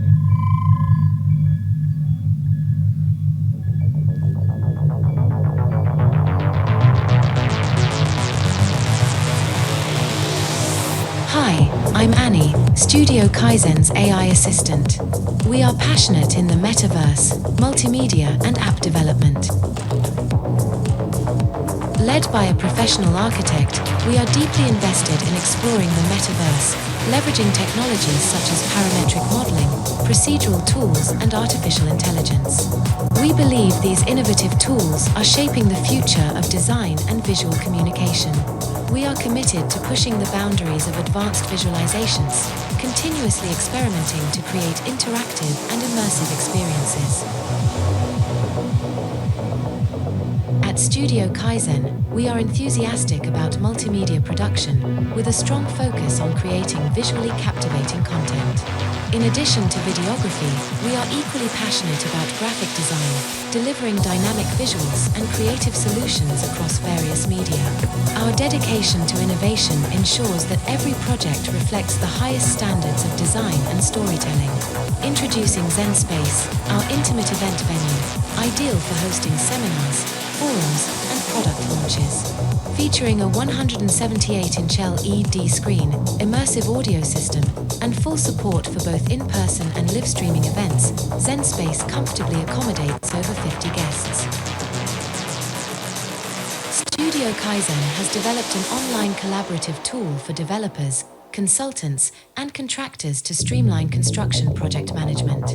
Introducing SK4COD Studio Kaizen for Cloud on Duty, a modular project monitoring system designed for the contract implementation phase. Each module focuses on key areas such as project tracking, construction documentation management, and inspections. Stay connected with Studio Kaizen by following us on Facebook, YouTube, and TikTok, where we share the latest updates, insights, and projects. Studio Kaizen, your seamless digital solution. Right. So I'm from AFI Architect and Studio Kaizen. I don't have a video on AFI Architect because a lot of the projects that I do are quite boring. So, but Studio Kaizen is my media company, which we do a lot of digital stuff and explorations. I'm AFI Architect. Studio Kaizen, we do Metaverse, BIM, app development, and multimedia. Okay, about the PAN Pavilion, the nest.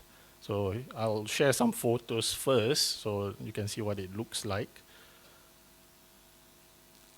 Yeah, this was built in Archidex last year.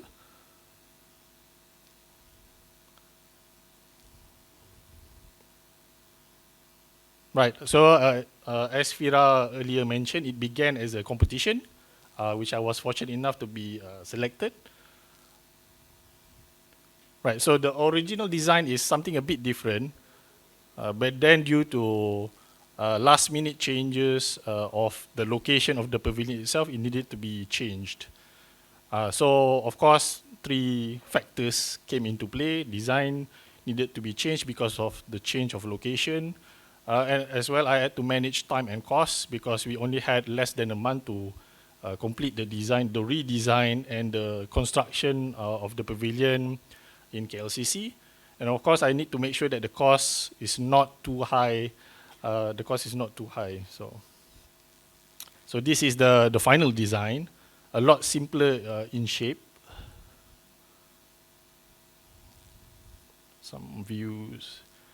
Yeah, so nearly more or less the same as the actual design on site. So I'll be sharing on the design, the fabrication, and the installation of it. So design, so I also use Rhino and Grasshopper with a bit of CAD and Revit to help with the design.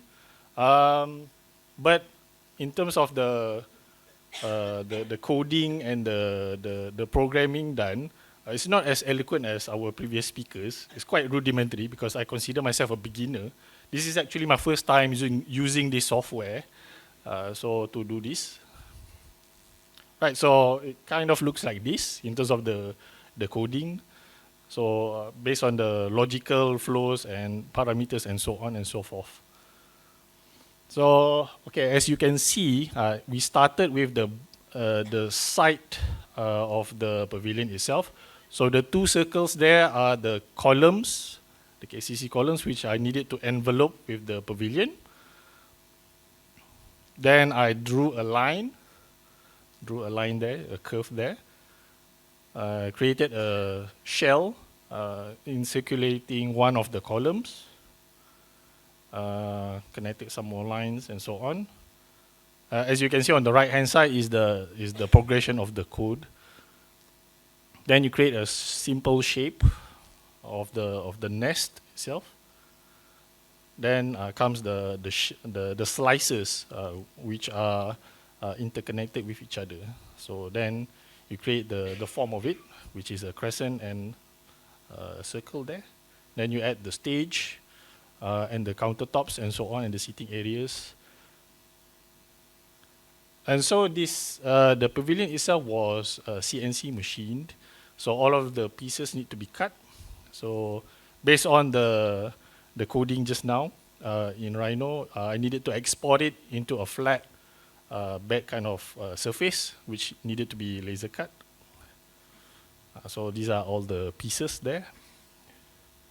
So again, being the first time doing something like this, I was quite worried that the thing would not fit together at the site.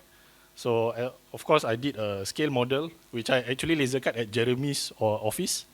So did a 1:20 scale, make sure that each of the pieces can interconnect with each other. Now, each of the piece is different, so of course, you really need to make sure that it can fit together. So it does at 1 to 20. Now the pavilion itself is using plywood with Nato veneer on it. This was supplied by the Malaysian Timber Council. Okay, now we talk a bit about the fabrication process. By the way, my talk is very short, so we'll have a really early lunch today. Okay, to put in perspective, the pavilion itself utilizes 220 pieces of plywood of 1.2 by 2.4 meters. So at the time, we needed to cut 30 pieces per day in order to meet the deadline. So this was spread across 2 factories. One factory is actually Architect Fira's factory. So he assisted a lot with the cutting of the pavilion. So because each of the pieces are unique, then we needed to come up with a naming and numbering scheme to ensure that the installation process can be done easily in a short amount of time. So because you have 2 types of pieces, which we call the N and V, in essence, the N pieces slot from the top, the V pieces slot from the bottom. So it's just like a slot in and slot out kind of thing. Quite easy. Then we needed to divide it into zones and so on and so forth. Right, left, and middle.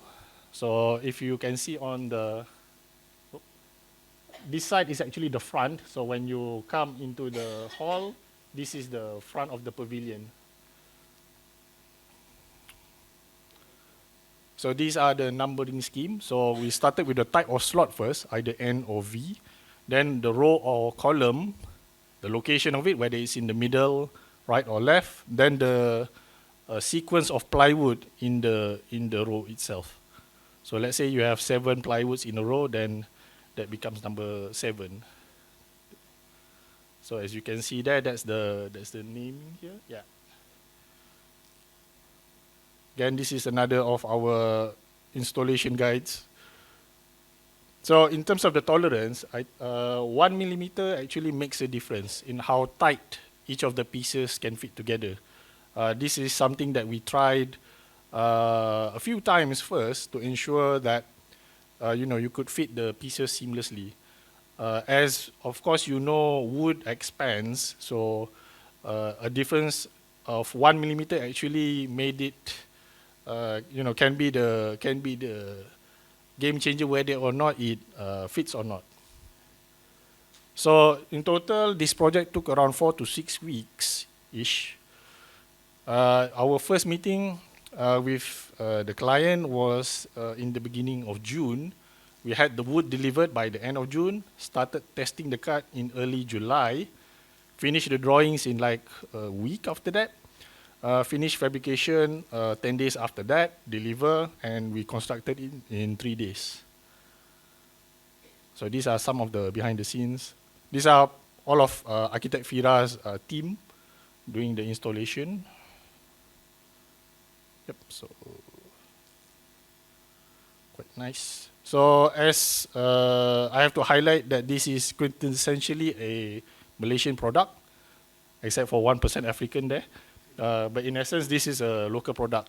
So now, because of the nature of the pavilion itself, where we try to be as toolless as possible, we reused it in a lot of other events actually.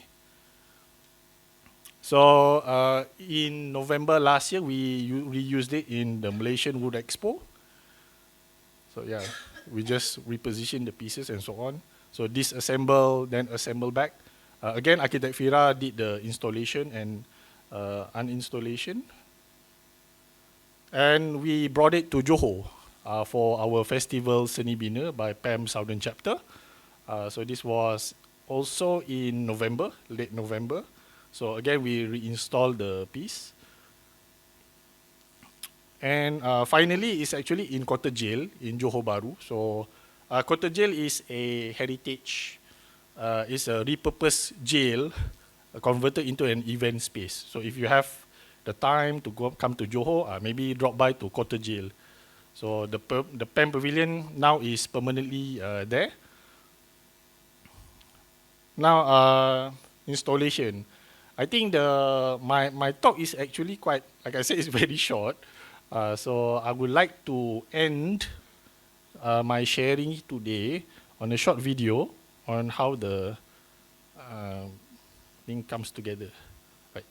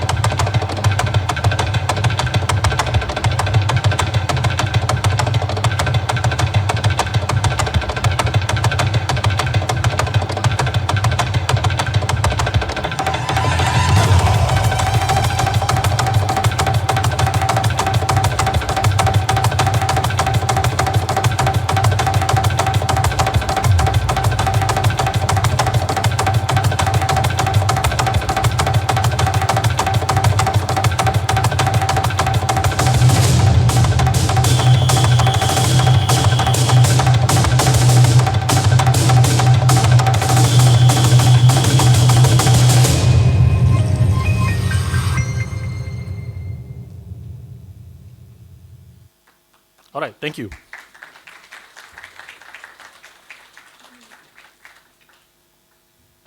Thank you very much, Architect Afi. I think we continue with our moderation session. Please welcome all the speakers on stage for moderation and question. While we're waiting for the speakers, everyone can, if anyone have question, you can just scan and ask question in the groups, and we will go through the questions. Please welcome all the speakers to the stage. Jeremy, is Jeremy around?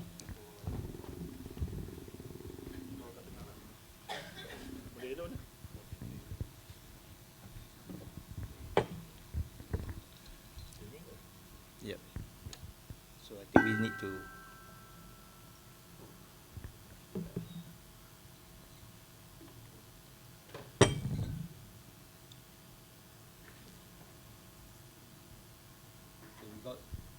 Because one question coming in now, but before we go to the questions in the Slido, I would like to ask question first. A honest opinion to SHAMSUL AKMAL and Afimwa, architect. The direction of Malaysia architecture in terms of digital architecture, I think I will go with SHAMSUL AKMAL first. What do you think? Your honest opinion, the direction of it? Can we catch up with? We know that AA and Bartlett already been advanced. They have their own robotic arms in their university, and architecture practice have been always engaging with all these institutions in developing new designs. But then we look at how China is doing, the Tsinghua University, how they advancing as well. And also Australia, Melbourne University has bought their own robotic arm. Do you think that Malaysia can follow up with that, or we are totally in different direction? The progress has been slow, but there is progress, especially recently, thanks to young architecture firms like you guys. Most of my stuff that I presented, the first one was 20 years ago, 19 years ago, the coding project. And I think that's still new in Malaysia. And that's why I presented it. Because the table design was 10 years ago. So with regards to this technology, it's not that they don't exist in Malaysia. They do. For example, at the CNC tube bending plant, there was also a robotic arm, but it doesn't get used. I was also teaching at a private institution. Their architecture workshop had a robotic arm. This is an institution where we taught as well, Fira. But it's not used as well. To be honest, there's not really a market for this kind of parametric skills in Malaysia, because there's just not many of that projects that require it, because the projects that do require it are typically big budget, and they're mostly in China or Dubai these days. But I do see a promising future in the use of automation, grasshopper scripting in the information side of things. What I presented with the automatic reporting of housing layout, automatic parking solvers, or real-time GFA while you're designing. So I think we can start there with the information side of things before we get to more complex geometry projects. So, but I am actually very optimistic about it when I see the projects like AFI Architects just now. Yeah. So it's tremendously valuable to have that awareness first and foremost. How about Architect Afi? Any thought about it?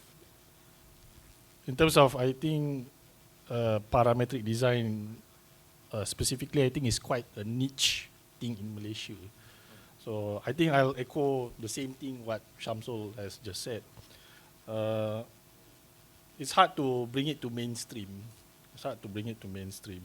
Because I think a lot of projects, real life projects in Malaysia, all about efficiency and budgetary constraints. So not a lot of leeway to use these kind of tools as the end product. I think like what Shamsul said in regards to having it help you design your car park, maybe the layout of your master plan and so on is the way to go. It's not the final product, is part of the process. So I think we see the same thing with BIM as well. Not all projects require BIM, especially small scale projects like houses and so on.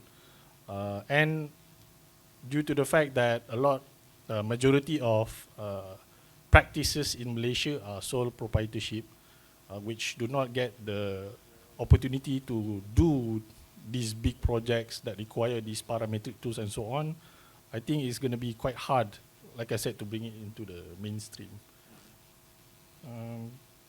Yeah. Okay.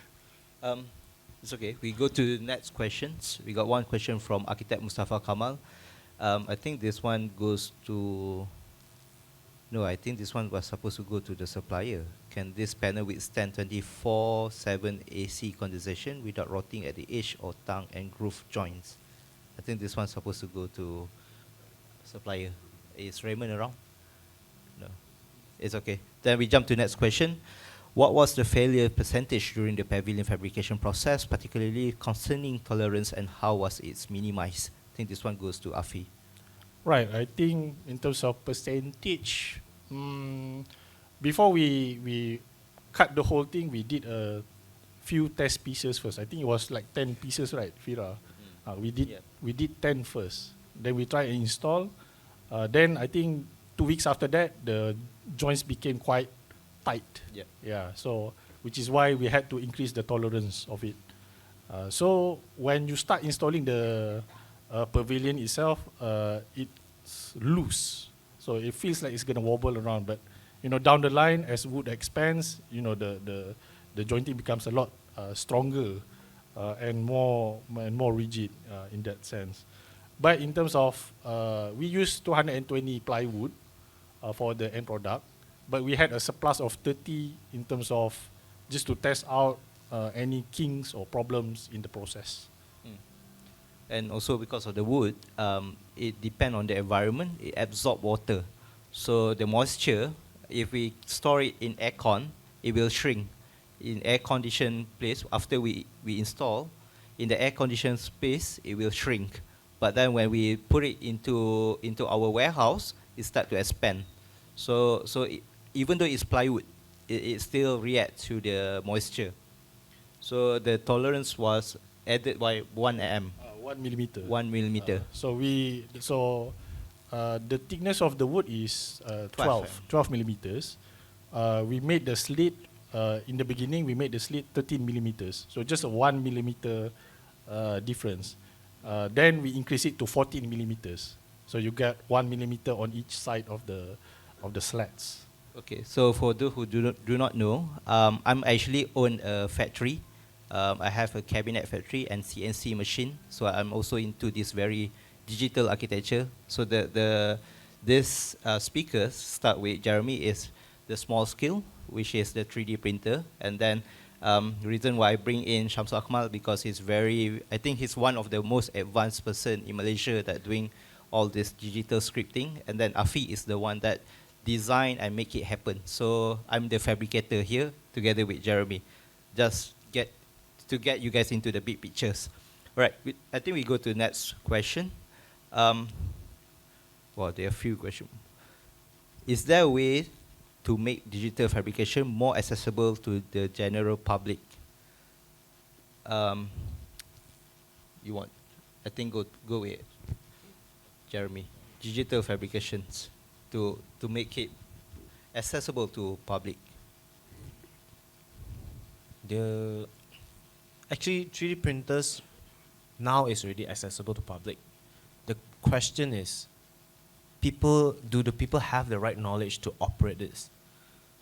I think we need to look at from university levels first lah.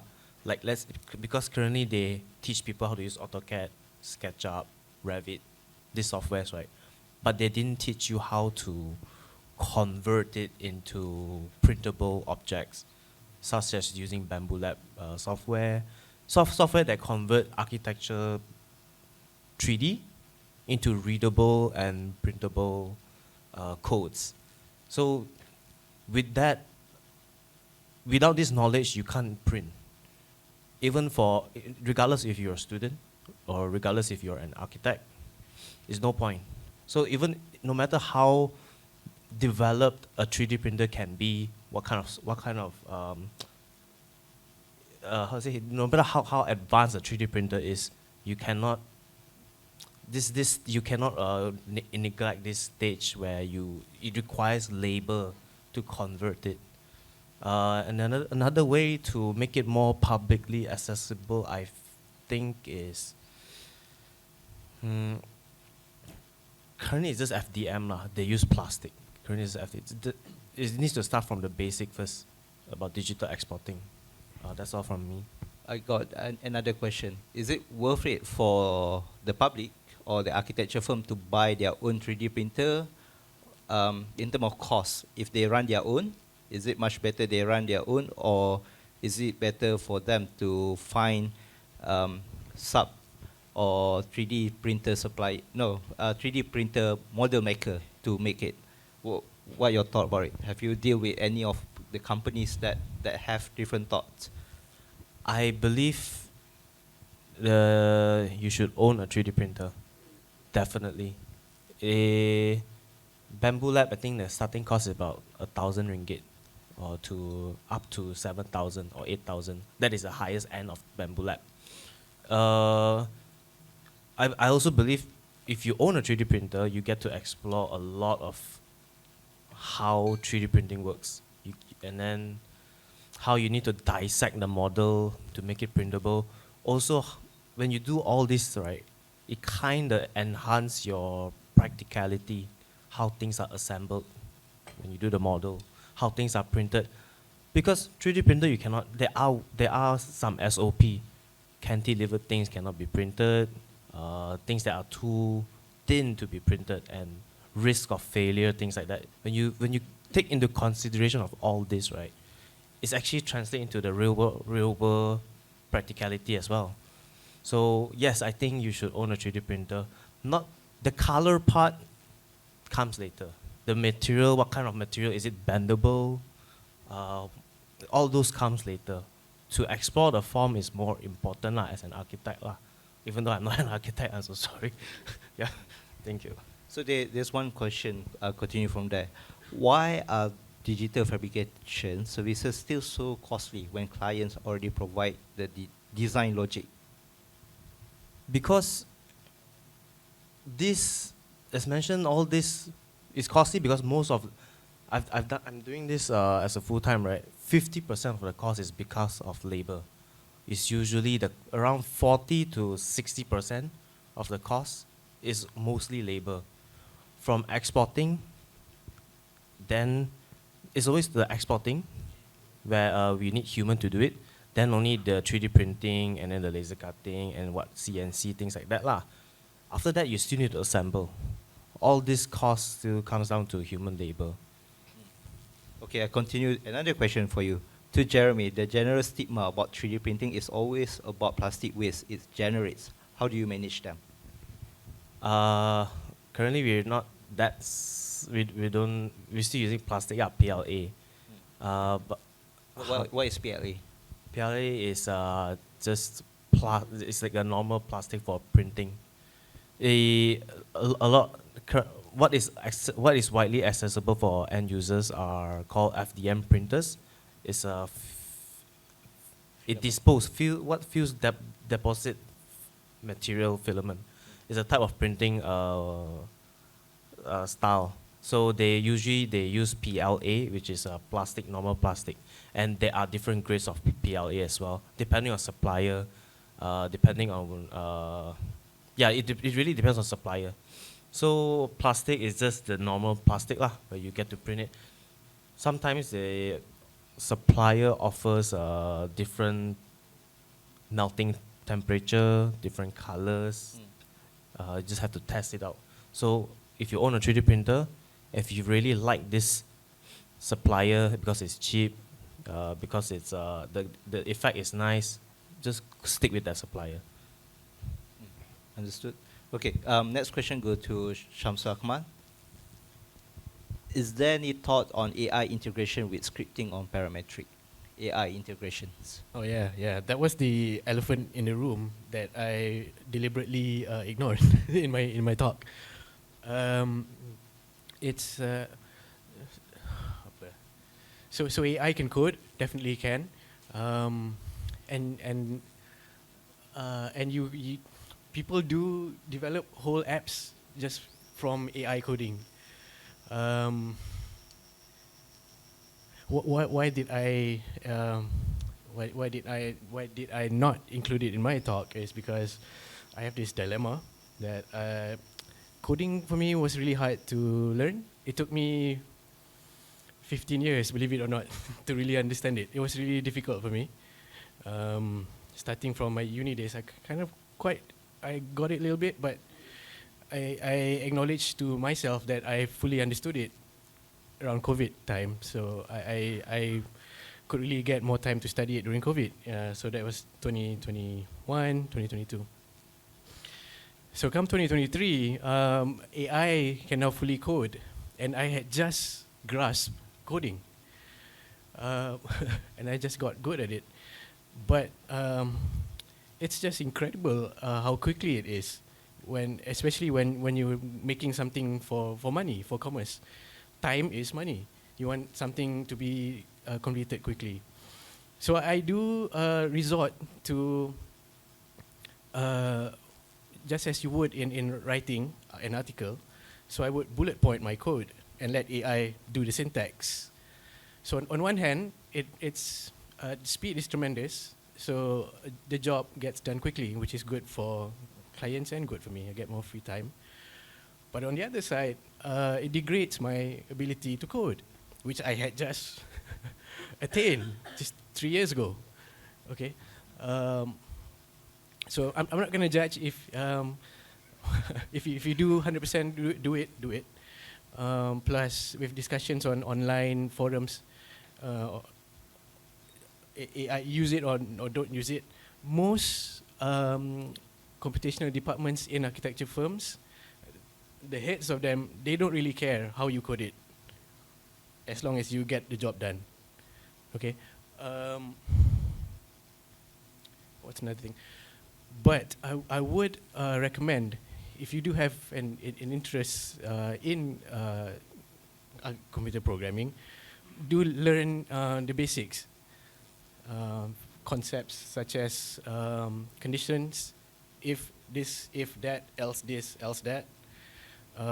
While this, keep doing this, stuff like that. It will make you a better coder even with AI. I do have more thoughts on this.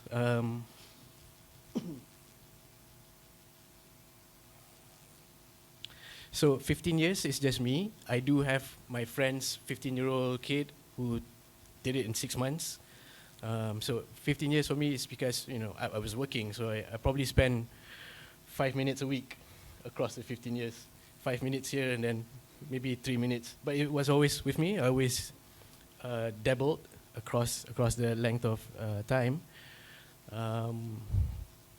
So if you do want to code with AI, the best platform is Grok. There is one. From Twitter, which is now X, when Elon Musk bought it. So Grok is the AI for X, Okay. by XAI. For code, so far for me, it's the best. That's the best. All right. Okay. Afi, you want to add? Yeah, AI integration in scripting. Actually, to do the pavilion, I did enlist the help of AI because, like I said, I'm a beginner. So needed to belajar lah. Nak belajar tengok YouTube, memang it will take a long time. So I chose the shortcut. Try using AI. Unfortunately, with AI, I think like 80% of it is scrap lah. They give you a list of things that you should do, the how-tos. But then when you start doing the thing in Grasshopper, it doesn't spit out an actual output. It just comes out an error. But I have to qualify. I didn't use Grok or any of the advanced AI. I just used our standard ChatGPT, Gemini, and those kind of AIs lah. But there are some correct things that they did help, but most of it is wrong. So I think if you want to have AI help you, maybe choose the correct tool first. Then maybe it's still going to be a trial and error kind of situation where you think it might help you, but it might, as a beginner, confuse you a lot more. So just be wary of that. Okay. All right. While Mike is with Afi, another question to Architect Afi: how did you protect your plywood panels from damage during first dismantling and reinstallation, and was it a problem for the team? I think this question is better suited to Fira actually, because he's the one who dismantled and installed. But Yeah. Okay. So what we did was we wrap it with plastic, the plastic wrap. That's all. The plywood quite sturdy, and along when we carry the plywood to the place, we just have to make sure that it's not scratched. That's all. You have no other way to protect it, because it's quite big and you have limited time to transfer it, because during installations you only have like 2 days to install, so you have to drop it off within half a day and then install it 1.5 or 2.5 days. And during packaging, after completed, you have to complete within 3 hours, because the exhibitor, so the game of exhibition is the less hour they spend in the hall, the less they paid to the hall owner. So instead of they give us 1 night to dismantle it, they only give us like 3 hours to do it. And the best way is just wrap it plastic. That's all. And yeah, it's bad actually. It's bad way because after we move it to another place, there's a water condensation came out from the plywoods, because the plywood absorb water and the fungus start to appear. Luckily, we bring our carpenter together and we fix the wood. And because it's a real Nyato ply, it's just about finding the right filler color to fill in and repair the scratch. So it's repairable. So wood is repairable. I think in terms of the pavilion has been dismantled and rebuilt. Now I think it's the 4th time. So of course there are some damages. There are some damages. Even though we try to mitigate with wrapping and just having like 5 pieces of plywood per batch. But of course scratches still happen. Those kind of problems still happen. But nothing major that you cannot use the plywood afterwards. It's still okay. It's still okay. Yeah, I think because the end of the day is all about the big structure rather than the small details, which nobody will come and look at the scratches. Okay. Oh, What's the decision between for the wood type, Nyato, plywood, OBS? Why Nyato?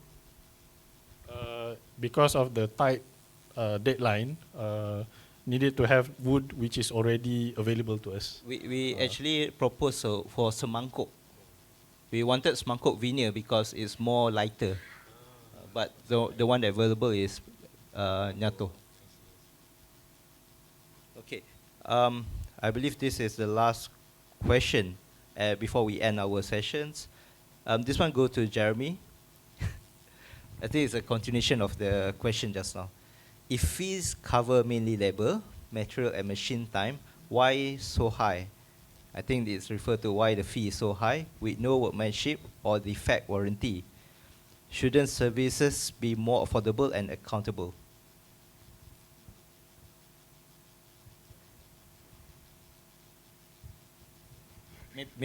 Okay, not sure if this is, not sure if the person have grudge towards you, but maybe you can explain how, in the point of view of suppliers, what do you deliver and what you can guarantee out of it, or what you can't guarantee out of the finished product of the 3D printed. I don't. This is how I answer lah. When being a small company, right, we only have 4 partners. We don't have overhead spending, so we already have a low cost in expenses. When we quote people, we always start with quotation. We need to know how much the weight is.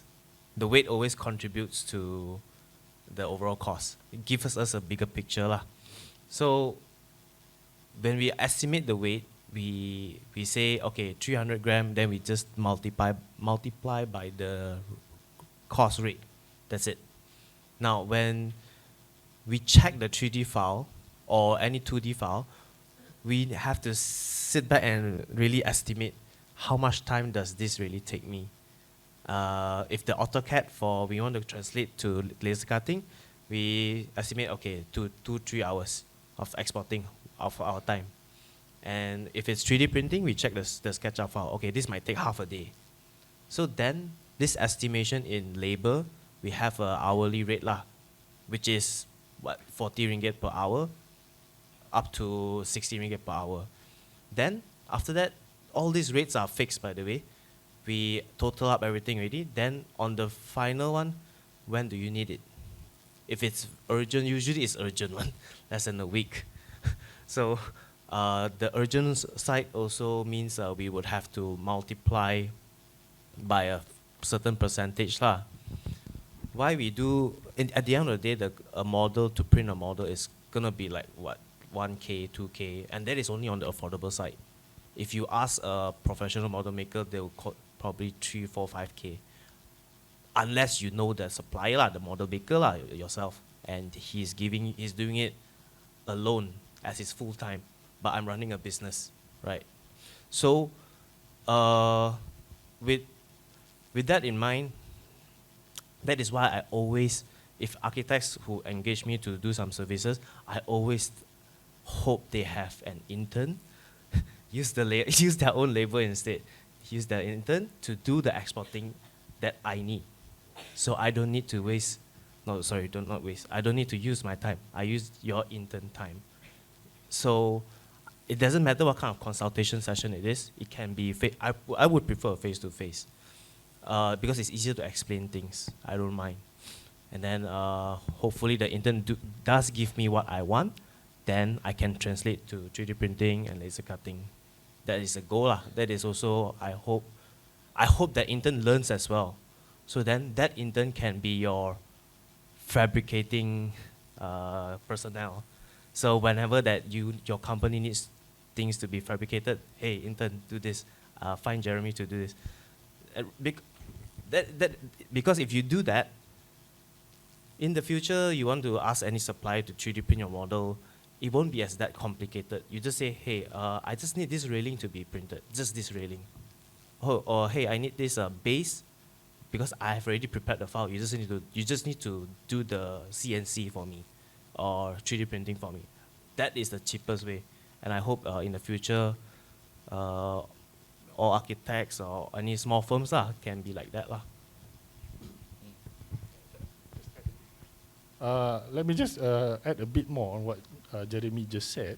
As someone who actually bought his own 3D printer and started to try and 3D printing my own models, I think, of course, I think maybe the misconception here is you have a 3D model, then you just give it to the modeler, then they just print it like you print on paper, just by layer, by layer, by layer.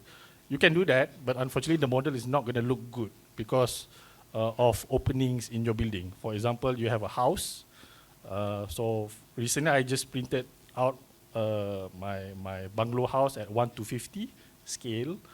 So if you printed it by layer, you mean from the ground floor to the top floor and so on, just by doing that, you can. But due to the openings, like the windows, the doors and so on, there's going to be a lot of excess, I wouldn't say wastage. There's going to be a lot of excess wastage just to support the openings of the model itself. Like a temporary lintel. Yeah, like a temporary lintel. So I think a lot of time needs to be spent more on the preparation of the file before you send it to printing. So I think that's part of the cost that Jeremy needs to cover. If you talk about actual costs, like myself, I bought a 3D printer Bamboo Lab for 2,500 just to print a 1:50 model of a house. Took around 4 filaments. So a filament is a kilogram of plastic lah. A kilogram of plastic. That one is around 50 to 80 ringgit per filament. So I had 4 of them. I bought the 80 ringgit one, official from Bamboo Lab. You can also use other brands and so on. But then most of the time is spent on my staff actually doing optimization of the model, how the model comes together. So you need to take into account that kind of process before you want to start 3D printing your stuff. It's not you print by layer, you can do that. But I think it's more like you print the pieces, a wall a separate piece, the railing a separate piece. Then you need to fix all of these together. Even more so if you have like complicated jointing and so on that you want to slot in and slot out, that kind of thing. So that's why I think I'm not backing him up. I'm just telling my side of the my experience of using the printer. Thanks. So for context, like a 1:50 scale model, it's usually when we print, right? We always print like 1:50 or 1:125. Anything that is higher than 1:50, like let's say 1:75, 1:100, things start to get challenging. What I mean by that is, when you do SketchUp, as student, I remember back at the time when you do SketchUp, you just want to get the renders out. So you do all the railing, everything. Disregard all the sizes of the railings, as long as you make it nice. But when it comes to 3D print, how the railing needs to be a solid bashing, right? It needs to be a real 3D object, each component, so that the 3D printer reads. The 3D printer reads everything, by the way. So all this needs thickening, because when you use 1:100, because usually things like all this, right? Door frame, window frame, door jambs, everything, it all starts from 50. Rise as well, all starts from 50. If you use 1:100, probably you have to thicken the door frame already, the window frame as well. So that's why 1:50, Okay, this is just in terms of scale. So when we print, like just now, ARFI said, right, 1 to 50 model, you need 4 kg of filament. That is a lot for me. Because that is a lot. It's a huge building. Usually for me, we do 1 to 100, probably like 1 kg or not more. So in terms of cost, yes, the plastic is only like 80 ringgit. Less than 100 ringgit even to print that model out, 1 to 100 scale usually . The rest of the cost is just goes to your human labor time. Labor time. Okay, all right. All right, I assume that's the last question and last answer. Thank you everyone for coming. We'll wrap up all these sessions. Thank you everyone. Make sure you sign up for the CPD. I think there's some foods available. Thank you. On behalf of Pam, thank you everyone. Please, I think come again for the next one. Thank you.